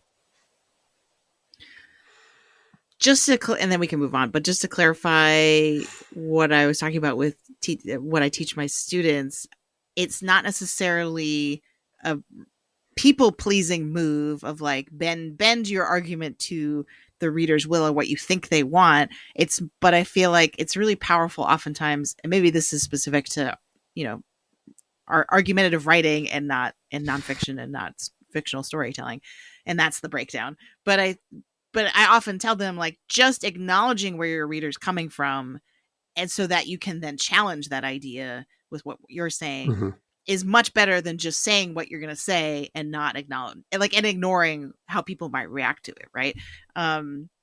So yeah, I don't think they're probably like, the only thing I could come up with is having like a frame narrative for the prequels where someone's like, but Anakin was just a little boy. Right. Like, and like calling out that, like, that's weird. Darth Vader is a scary person, like, you know, which I don't want. That's Tara sounds was awful. That your Morgan Freeman? Cause it wasn't bad. But he was all of them deceived. Right. All right. Now I want to get to the really fun stuff. So we have a list of like a lightning round of our favorites. And again, emphasis on lightning round, because we're at the hour and a half mark now. And while this is the joy of all joys, our listeners at this point might have a little fatigue. So I'll say, what's your favorite fill in the blank? And then we'll just kind of go around the horn. Does that sound good? Yeah. Okay. PT, Greg, Jen, that order? Sure. Wow. You can give like a very brief explanation. Just don't give a soliloquy for each one, okay? So favorite character from this movie? Palpatine. I mean, I just think Ian McDermott is chewing the scenery delightfully, and really gets to play all the nuances of it. He gets to reveal himself as the puppet master. He's great. He's doing a great job. I understand why they thought, oh, this will get everyone back if we return this character to the franchise, even though it was a disastrous mistake. Obi-Wan Kenobi. Ewan is cooking. He's doing everything right. He's a little more Alec Guinness, but he's just, every line he delivers is beautifully. It's not as scenery chewing as Ian McDermott, but it's not as scenery chewing as that. When PT and I were walking out, and Jim were walking out of the Alamo screening that we went to, the question I asked both of them, and I was like, I'm being serious here. And they're like, what is she going to ask? And I was like, why is it that Ewan McGregor is the only one who can deliver these lines without it being feeling strained or still, or like, operatic? You know what I mean? Like they feel more natural coming from him. And I think the only answer you could come up with was like, he's a really good actor. Like, he's that good. He's just that good. Yeah. It's also notable how much Natalie Portman is paired with Hayden Christensen, and I think, like Greg, you said, they both have done great to excellent work in other places, but like Natalie Portman's kind of floundering in those scenes, like she's doing the best she can, and then she gets one scene with Ewan, and it's like, oh, like she's matching him. This is great. Like they've got all this emotion, it's working really well. So yeah, I think he's elevating the people around him in addition to giving a great performance. But I couldn't take Obi-Wan from Greg, so I didn't say that. Huge round of applause and laughter every time when Anakin says, because of Obi-Wan, and Ewan standing at the top of the ramp. I was like, I was so into that moment. There's a great online somebody's TikTok project going around where it's that scene, but every time the camera switches to Obi-Wan, Sexy Back starts playing, and it's genius. It's a very good time. Amazing. Jen, favorite yeah, character? So I also knew Greg needed to answer Obi-Wan Kenobi. So I'm gonna give a shout out to Yoda, because the short version of this is we don't get to the greatest teacher failure is. We don't get to Dagobah. We don't, like hit this movie. We joked about it earlier about like, oh, you need to go into exile. But I feel like the failures of Yoda here really contextualize how he is in the later movies, that in a way that works really well. This is the time, because I keep thinking it and then forgetting it in the course of the conversation. It could have come in multiple other times. My other big revelation from watching it again on the big screen was remembering that Yoda's like, maybe we don't have the Chosen One prophecy right. Like maybe we just don't. And they just say that and put it out there. And there's been so much discourse around like Anakin, the Chosen One, and how the sequels are undermining that because Palpatine came back, blah, blah, blah. But it's just sort of like, it's there in the movie that like, he isn't the Chosen One. Like they didn't get it right. I think I read that as it's meant to be Luke is the Chosen One. Like because Luke's the one who brings Anakin back, or they need the two of them together, whatever. But yeah, like, it's funny to like watch the Jedi floundering and like be like so behind everything, even though they're supposed to be so powerful. But Yoda is the one who always feels like he has the most grasp on how like this is all very bad, and he's doing a bad job, and all the other Jedi are doing an even worse job of what they're supposed to do. I also just really like when he was like, "Goodbye, Tarful. Goodbye, Chewbacca." Goodbye, and Chewbacca. the piggyback. Yeah, it's so good. All right, favorite lightsaber duel. This is so boring and basic, but it's got to be Anakin and Obi-Wan. Sorry, Greg. I'll take that one. You can take it too. But I mean, it's so good. They're so good at it. And it's just like, it's very over the top. I'm not sure I would put it over Maul and Obi-Wan and Qui-Gon in terms of the balletic choreography of it, but just like their ability to execute that and the emotional stakes that are happening behind it and the geography of everything. It's wild. Focus it in closer than that. Landing platform, control room, out on the lava river. Which phase are you going Ooh. with? Control room. With the spinning. It's Yeah. it's the spinning. It's Anakin going down the hallway like Vader in Empire, like just sparking up the hallway. And then when they switch lightsabers, but that's not included in the cut, so you just randomly see they're holding different lightsabers from shot to shot. And then the spinning moment is great. I mean, I can't say anything other than Mustafar. I would actually take landing platform though, because I think the speed is there when they start out, and that's when the new music really kicks in. It's great later when Duel of the Fates comes in, but the new music there is pretty wild. And I think I can also, if that's my pick that hallway moment too, because I do really like that phase where they're in the triangle passageway. Obviously, the answer is Mustafar, but I'm gonna give a shout out to the Utapau fight with Grievous.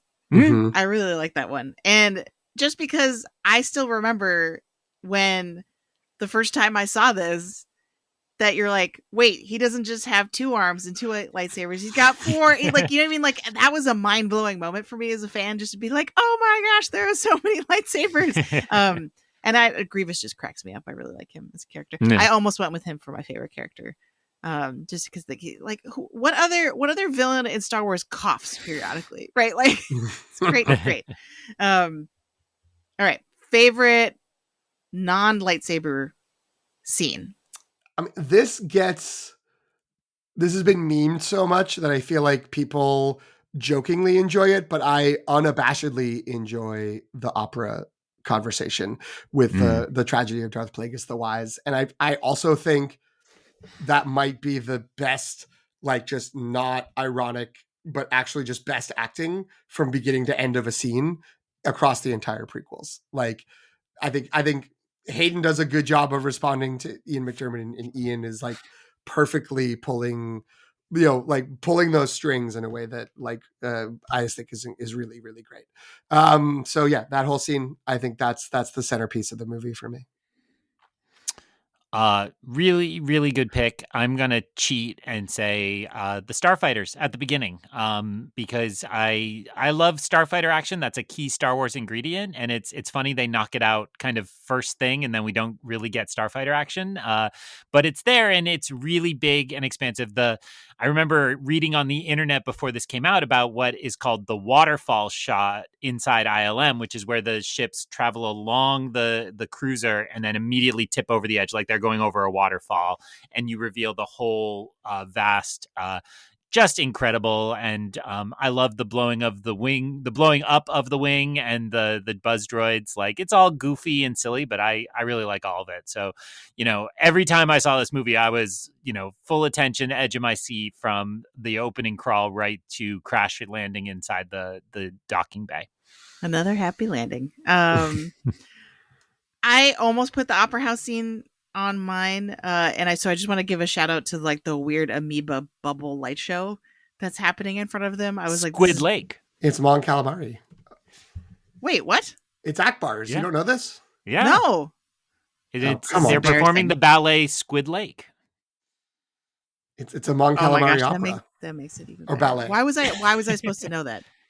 I really, don't like, how, like, they don't say that in the movie, right? No, it's in the book, I think. Okay, books, that's why I don't trading know. cards, how we learn these things, one can never be sure. All right. It's out there. This is why I bow to you. So that's great. That makes it even better. But to me, that visual is just such peak George Lucas sci-fi world building. You know what I mean? Like, it's like that would not be in any other movie, and it's great. Yeah. But my thing, actually, I'm gonna go with the Order 66 montage, because I recently, it's still emotionally impactful and tragic. I still feel like we could have done a little better timing with Ayla Secura falling over, but that's still weird to me. I'm just like, it's like she's starting to fall before she gets shot at or something. I don't know. But I watched on YouTube, someone had made like a super cut of Order 66 where they took the scenes from Revenge of the Sith and then intercut everything from animation and the TV series. So it had like Grogu, I guess, spoilers, who cares? It had like Grogu's flashback from, and then it had Reva from Obi-Wan Kenobi, and it had Kanan as a child, right? From the Bad Batch, which Bad technically Batch, Bad Batch, right? Even though he's from Rebels, it had a bunch of like basically every version, and then obviously like Ahsoka's Siege of Mandalore from like Jedi Fallen Order. Yeah. Like there's so much stuff, and so like I was watching this. I'm not ashamed to admit it. I just started crying. This is so sad. So yeah, that's my answer. We don't have time for this, but whatever. One of my screenings when this came out was with a bunch of my more normie friends, but who like, yeah, the big blockbuster, I'll go see this. And I remember one of the guys was so pumped for that scene because he goes, "It's the Godfather. It's the Godfather. It's the God. He's getting rid of all family business. It's the Godfather." He got so pumped that a bunch of people were dying. Like he loved that narrative. That's so funny. Choice that's what happened. I just love when Yoda drops his Gimmer stick and grabs his chest. Like that's the moment for me. It's not actually the deaths, but it's like Yoda feeling it all, and like really different kind of shot for Star Wars, but really beautifully done. And that hits me all 6 times this past week. And the 2 I watched it at home this week. Wait, so you're how far are you towards the 20 total? Because isn't that your goal? Yes. So I'm trying to do 20 Revenge of the Sith this year and 10 Force Awakens this year. And I'm closing in on both, but I want to save Force Awakens for December, obviously. That's what normal people do. So I'm at, that was all filler, 15 Revenge of the Sith, 7 Force Awakens. So all right. Wow, you're almost there. All right. Favorite line of dialogue? You can choose if it's because it's cringy or because it's actually good. I mean, it's a blessing to go first because I feel like I'm taking all the obvious ones, but it's "You are my brother, Anakin. I loved you." That still gives me chills every time I see it, and the delivery, the context, all of that. Like, I think even the most cynical fans of these who don't like the prequels that much are like, yeah, that's good. That's a good moment, and is a well composed line, short but like hits what it needs to hit. Mine comes with a passing shout out to Tion Menden, the chairman of Utapau System, who seemed from the trailer like he was going to be a huge deal and really important. This would be the guy who looks like he fell asleep on a corduroy pillow. Early action figure too, right? Like I think that was one of the first action figures. Yeah, so it was the Constable Zuvio of this movie. So that scene, I don't know why, but I've always loved Obi-Wan just looking at him dead in the eyes and saying, "If you have warriors, now is the time." It's like, let's go. I get amped. But it's also like, there's just this beautiful Jedi ethos to it. It's like, if you have them, if not, don't worry about it. Like, I got this, but if you have warriors, now is the time. And it's just, I love that every time. And I don't get to say it enough. So I could pick some of the big meme ones from Kenobi. There's a lot of good Kenobi here, but that's one that never gets talked about that I love. Nice. The one I had a well away message for me, right? I think like every election day or something like that. Right. Speaking of elections, mine was Padme's line of, "So this is how liberty dies, with thunderous applause." I feel like that line still cuts to the quick when she says that. And really, I think is so representative of what when her character was really at its, what shines, you know what I mean, in the movie is her role as a, and I might be biased because of the Clone Wars animated series, but that's my real answer. And then my honorable mention is the ninth time that business on Cato Neimoidia doesn't count. It cracks me up every time. And it's such a good example. What? Now there's a book. There's that explains it. Book. Yeah. Brotherhood. Chen fills in what that business on Cato Neimoidia is. Yeah. So fun. So Greg, have you read it? Many times. Does it count? I don't think it counts. Okay. I think, I mean, was I not going to side with Kenobi? Of course not. That's a good point. Okay. I'm also rereading the Revenge of the Sith novel for a future podcast appearance. And Cody brings it up in their goodbye scene on the Star Destroyer in the novel. He's like, "What about that time on Cato Neimoidia?" And nobody's like, all right. Like, good bit. All right. So favorite Palpy flex. You can interpret this however you like. So yeah, I had a few different ways of interpreting it in the interest of having more variety in, because I think my initial thought was pre emperoring, but it's in the opera scene when he's like, "Oh, Anakin, great! Like, I'm so happy to see you. Everyone leave." Like, it's like leave, or leave us, I believe is what he says, and everyone has to stand up and go. That's a great flex, but instead I'll go full Sith Lord, which is after he. Anakin turns, or Anakin, betrays Mace Windu, cuts his arm, and Palpatine blows him out the window with his Force lightning. Just the way, like, he turns off the Force lightning and just goes, ah, and like he leans his head back, like he's just like so, like what a sound of just someone so satisfied, and again, just like dialed up to like 1,000 is what, like, Ian McDermott's out of control, and the weird rubbery face that does not really work looks so much worse than Return of the Jedi. I don't know why they did it that way, but it's there, and he's loving every minute of it, and he's just relishing in like his supreme victory, which he just achieved by getting Anakin to turn and knowing he's about to wipe the Jedi out. Huge reaction in most of my screenings. People love that moment. One I have always loved is when Yoda comes in and confronts him and knocks him down, and then he's hamming it up as he walks across his office, and he says, "My little green friend."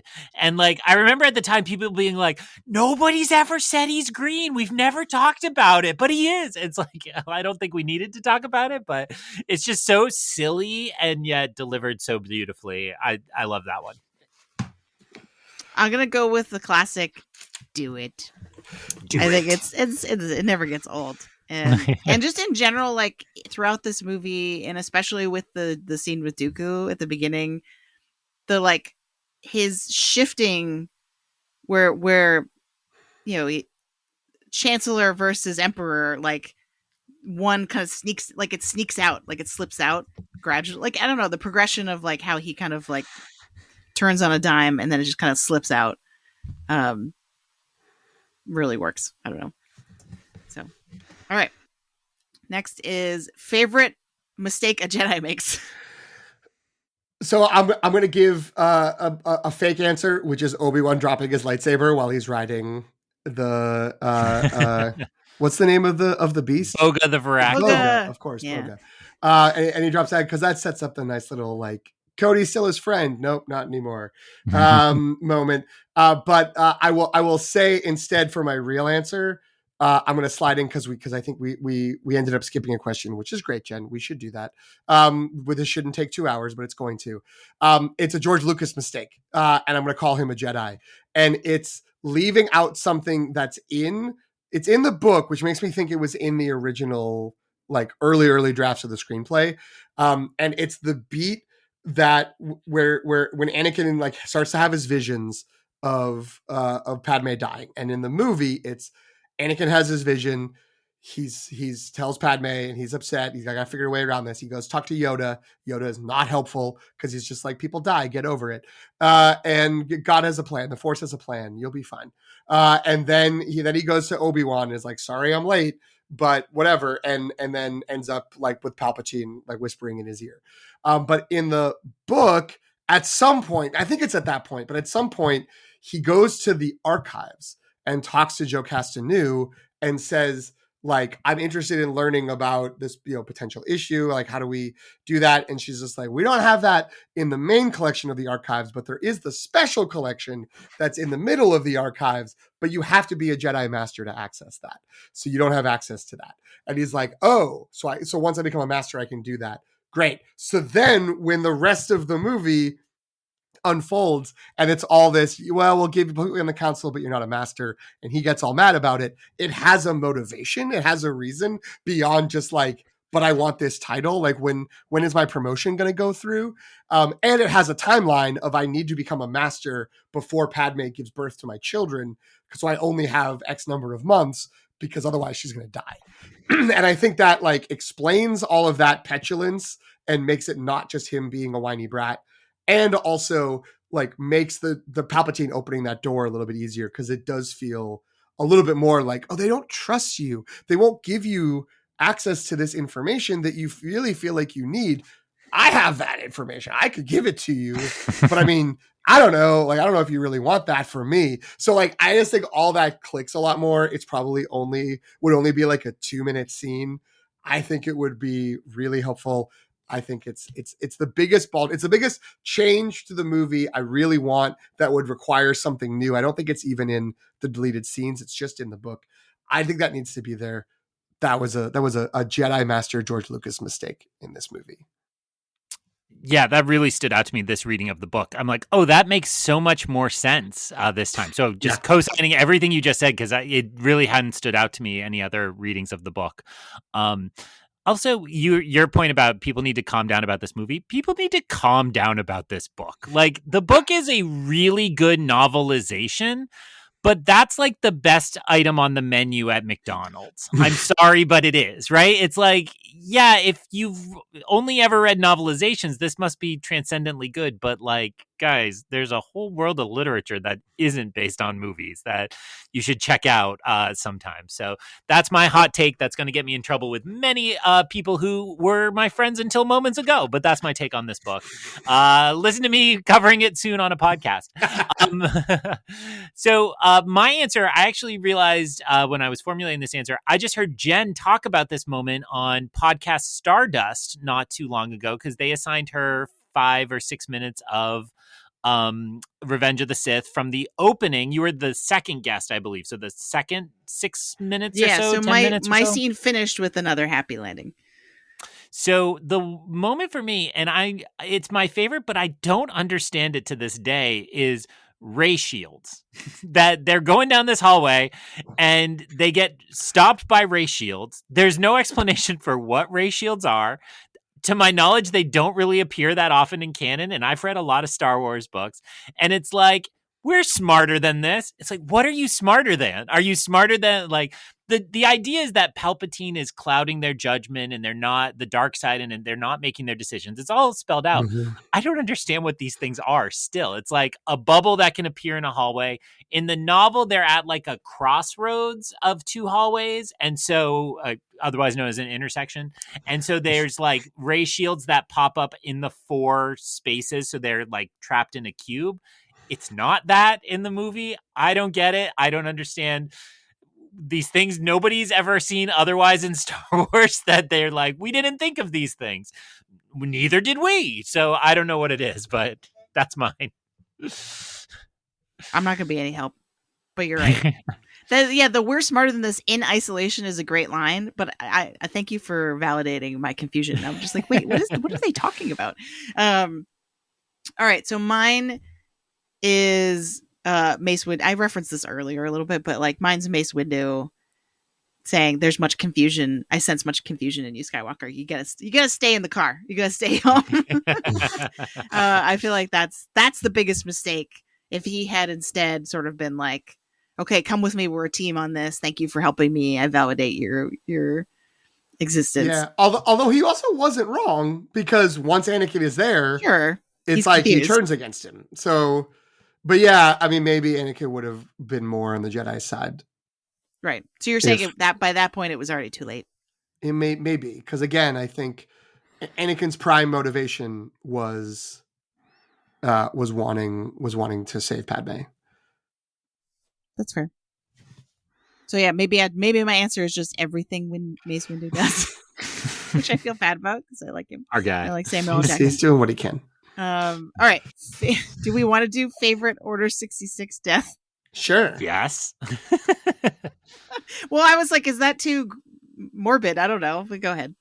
I mean, whatever. We're celebrating cinema. It's not. We're not happy the characters died. We're happy for the. That's not what I mean. Presentation, yeah. And again, this feels like it's the most obvious, but I feel the most emotion watching Ki-Adi-Mundi have that, like, because he has the like look on his face of the realization of just like, wait, what? Like, what's happening? And he also takes a couple of them out, which I think most of them don't really get a chance to do. So he does hold his own. I'm realizing I say that my actual favorite are the 2 are Commander Gree and the other clone trooper that get beheaded by Yoda, which I don't know if that counts as an Order 66 death. But the last thing I will just say around this is thinking about Order 66 this time. At what point, what level of Jedi did Palpatine like hit a BCC on his messaging? Like he couldn't have ordered every single clone commander. Like he would have been there for like 3 days. So it's like, I assume it's like the Jedi Council. He reaches out individually, but then at some point he's just kind of like, all right, let me record a generic, like execute Order 66 message and then blast that to everyone because I'm not talking to them all. Like that's a lot of phone does calls. he use like, what's the MailChimp? Yeah, I was gonna be like email monkey, but I'm like, that's not what it is. Thank you. Email Kowakian monkey lizard chimp. Yeah. Kiadimundi's a great one. I love it because he has that like, come on, we're doing this, and then he's like, huh? Like that's like a really good one. I thought PT was gonna steal this one, so I am of course going to go with Soars Bandim, who would be the small child who says, Master Skywalker, there's too many of them. What are we going to do? And it's because of his jump, right? When Anakin lights his lightsaber, he jumps.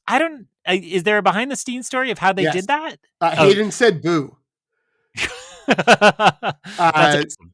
Yeah, it was the kid, the now adult man who's 25, 26, has been around on social media talking about like, nice. Like they had, everyone was like all the kids were like the kids of people the casting director knew, and they were in there and they were all given the line and like to look at. And when they came in to film the scene, it was who remembers the line, and he was the one who remembered it, so he got to deliver it. And then when they filmed it, like he wasn't like Hayden said boo, and that's how we did it. That's awesome. That's great. Shout out. I saw his video making the rounds heavily. I was just Instagram served. There's a very small toy and vintage record show coming to Dover, New Hampshire.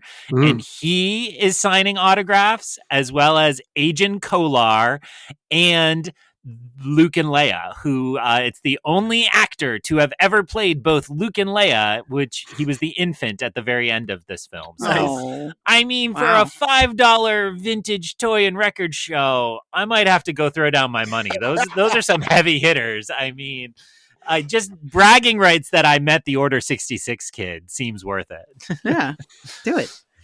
Do it. All right. Yes. The second I said that, I thought of that. Mine is probably, those are all good ones. Plo Koon, because he's really trying not to crash that thing, you know, like he's really, it's so sad. And he's one which, who cared about him when this was in theaters, but now it's like, it's Plo, it's Master Plo. Sorry. Yeah. Yep. I mean, Dave Filoni, I guess, is the answer of who cares. He's made the rest of us care. Does anyone survive Order 66 who we see in this movie? Obviously, Sam Jackson has opinions. and the cast of The Mandalorian thought one of them survived up until they watched the show air. Because Plo Koon was the code name for when Luke shows up. I don't think so. Okay, all right. Well, that's why Jen writes the questions and I don't. I mean, my favorite in that category is Shak Ti, who in deleted scenes was killed twice and then survived until the Force Awakens video game, the Force Unleashed video game, which I think is now no longer canon. So maybe she's still out there. That's true. Favorite meme? So this is a very specific one, but it is the one that I think about the most often and laugh at. And it requires knowledge of Pennsylvania-based liquor products. But it's Obi-Wan talking to Padme, like in the top panel. And he says, I've seen a security holo video of Anakin ... killing Yinglings. And then it's Hayden from the like sitting in Attack of the Clones, just sitting on the grass with just a bunch of empty beer cans around him, and just like slamming a bottle of beer, because Yingling is a beer from Pennsylvania. And I don't know, that's so dumb. It's such a dumb pun, but I like, and each time I watched it, when it like that very emotional delivery of killing younglings, I thought about killing Yinglings. And it made me happy. So yeah, that's not one that gets repeated. It's not one that's out there a lot. I think we've name checked a couple of those, but that's the one that I laugh at the most. So in the category of one I wish I'd never seen, it actually probably doesn't fit the category because it was Mad Magazine when this came out, just a gold standard for humor in 2005. They had a still shot of Ayla Secura and her two clone troopers right before she gets mown down. And the one on her right has a pair of binoculars down for surveying. And Mad Magazine, juvenile humor, wrote, "Wowzers, check out the Jawas on her." And so now every time I see that scene in the movie, I go, "Wowzers, look at the Jawas on her." And it's so sexist and terrible and just awful. But I'm so mad at that stupid Mad Magazine every time I watch that scene. The one I really like, and I'm not going to remember the exact wording, but it's the picture of Obi-Wan sitting in his Jedi Council chair, and it's like when nobody at the Jedi Council compliments you on your new boots. Because I love that shot where his boot is like magnificently displayed in his cross-legged seating, and it just, that one comes to mind every time too. I love it.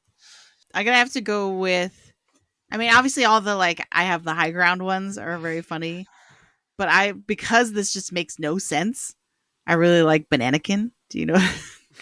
It's where it's just Obi-Wan and Anakin saying that he's like, "I hate you," but his head is on a banana. It's very funny. All right, so we're gonna close out with kind of an Oscar Ferry flashback, like a mini Oscar Ferry flashback. So this film, I had forgotten this, but actually was nominated for Best Makeup for the 78th Academy Awards. The question is, do we want to throw it anymore, or was that enough? This is crazy. For if there is anyone in your life, listeners who are still around, at least as of recording, we've passed the 2-hour mark. So I assume most people have left.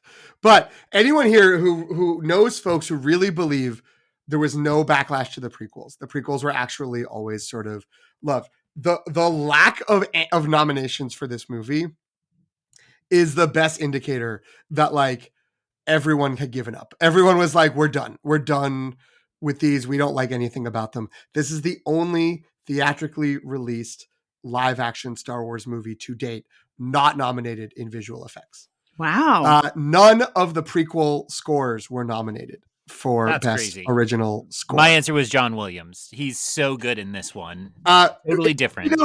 It should be noted, John Williams nominated twice this year. He had 2 other movies that were both nominated. He was nominated for Munich, Steven Spielberg's Munich, and also Memoirs of a Geisha, which is a movie I was like, well, that's a forgotten movie that no one liked. Won 3 Oscars this year. Wow. A low-key Oscars powerhouse below the line, Memoirs of a Geisha. The winner this year is Brokeback Mountain. Great score, no problem with that. Also nominated The Constant Gardener and Pride and Prejudice. I mean, I think I'd have to, I would probably replace Memoirs of a Geisha, having not seen that movie, but that's hard because people seem to like that. It got a bunch of nominations. So maybe Munich, but yeah, it's crazy. There were 2 John Williams nominations the year of Revenge of the Sith. Neither was for the score of Revenge of the Sith. And for visual effects, it was, the winner was Peter Jackson's King Kong. Also nominated the other Steven Spielberg movie this year, War of the Worlds, and then the Chronicles of Narnia, The Lion, the Witch, and the Wardrobe, the latter of which I feel like could easily be replaced. A lot more was happening in Revenge of the Sith than in The Lion, the Witch, and the Wardrobe. But people were over Star Wars. They didn't want to reward them anymore. So I think at least those 3 nominations seem feasible. Jen, did you have anything? Yeah, those are the ones that I would have had probably. So okay. Shout out for mentioning Brokeback Mountain. There's a really hilarious Thunderbolts promo video where David Harbour correctly guesses that is his most watched movie on Letterboxd, and Wyatt Russell is confused that David Harbour is in Brokeback Mountain. He's like, "What? You're in that? Are you serious?" And he's like, "Yes, I'm the third cowboy. I'm the third gay cowboy in a gay cowboy love triangle," which is very funny. That's funny. I mean, just costumes. I think one of the problems with the Star Wars prequel costumes is they don't look great on camera, but whenever you get to go to an exhibit where they're showing them, they are sumptuous and incredible and have these rich fabrics that are just remarkable. Mm-hmm. My question to each of you, if you could give one acting nomination, is it Ewan McGregor or is it somebody less deserving? I mean, that's no question. I feel like. I mean, my only like potential counter would be Ian McDiarmid, but like that's not really like Oscar quality thing. It's like it's the fact that he's so joyously cartoonish is what's good about it. So I think it would have to be Ewan, but I think he'd have to be lead. Like he is the top build, which would be awkward. No, that would totally would have been, yes, sure, he functionally should be lead, but they would run him in supporting. Okay. So just what would happen. Since we're here, winning supporting actor this year, George Clooney in Syriana. Also nominated Matt Dillon in Crash, Paul Giamatti, his only nomination, I think, for Cinderella Man, till The Holdovers. Jake Gyllenhaal for Brokeback Mountain, and William Hurt in A History of Violence. So William Hurt, great performance, bad person. Matt Dillon, good person, bad performance. I don't know. I've never actually seen Crash, but I've never heard good things about it. So it feels like there's replaceable nominations there. But yeah, there's only one acting nomination in any Star Wars movie. So I don't know if Revenge of the Sith is the one to break through. All right. We did it. 2 hours later. Greg, Happy Star Wars Day. Yay! We did it. Happy Star Wars Day. Greg. May the 11th be with you, or whenever this comes out. Oh, that's true. Yeah, we're recording this May 7th, just for context. It is probably going to drop in the feed in like a week from now, realistically. Yeah. But Greg, I'm so glad we got to do this. Where can folks find you for other Star Wars? Now we can you can overlap Star Wars content. That's true. If people like me talking about Star Wars, boy, am I having a good time talking about Andor on the Rebel Base Card feed. Most recently dropped episode was about the second arc of 3 episodes that, again, is on our May 7th recording date, which featured a pretty good guest who is also on this podcast. His name is P.T. McNiff. Maybe he'll plug that episode as well. Other than that, I'm on Instagram and Letterboxd at IonCanon, EYEONCANON. Follow me on Letterboxd to see how I feel about seeing Indiana Jones on 35mm tonight at a screening of Raiders of the Lost Ark. Where can people find you? Well, I mean, yeah, they can find me on that Rebel Base Card podcast. It was a great time. Please do go and check that out. And you can also find me on Letterboxd at PT McNiff. PTMCNIFF. You can find me watching. No, I don't know. I don't have anything planned to go see anytime soon. So probably still watching movies from 2017 to prepare for our Oscar Fairy flashback episode that has not been scheduled and may not happen for months. Who knows? But I want to watch all of these movies that I missed at the time. You can also follow the show on Letterboxd at LTR Pod. You can follow us on Instagram, Threads, or Blue Sky at The Long Take Review. You can email us, thelongtakereview@gmail.com, or you can just follow us wherever you get your podcast. Wherever you're listening right now, give us a subscribe, give us a like, give us a follow, whatever the terminology is on your format of choice. Jen, where can people find you? You can find me on Instagram, Threads, and Blue Sky at Subchakchai, SOPCHOCKCHAI, and you can find me on Letterboxd at Qui-Gon Jen. I've already used the another happy landing line like twice. Yeah, but so I feel like I can't do it again. That was like an hour and a half ago. No. To your new empire. Do not make me destroy you. Thanks for listening. You can follow The Long Take Review on Substack at thelongtake.substack.com. Subscribe for free, and you'll be the first to know when a new episode drops. You'll also receive written reviews of new films with Oscar buzz, as well as any new installments of prop franchises like Star Wars and Marvel.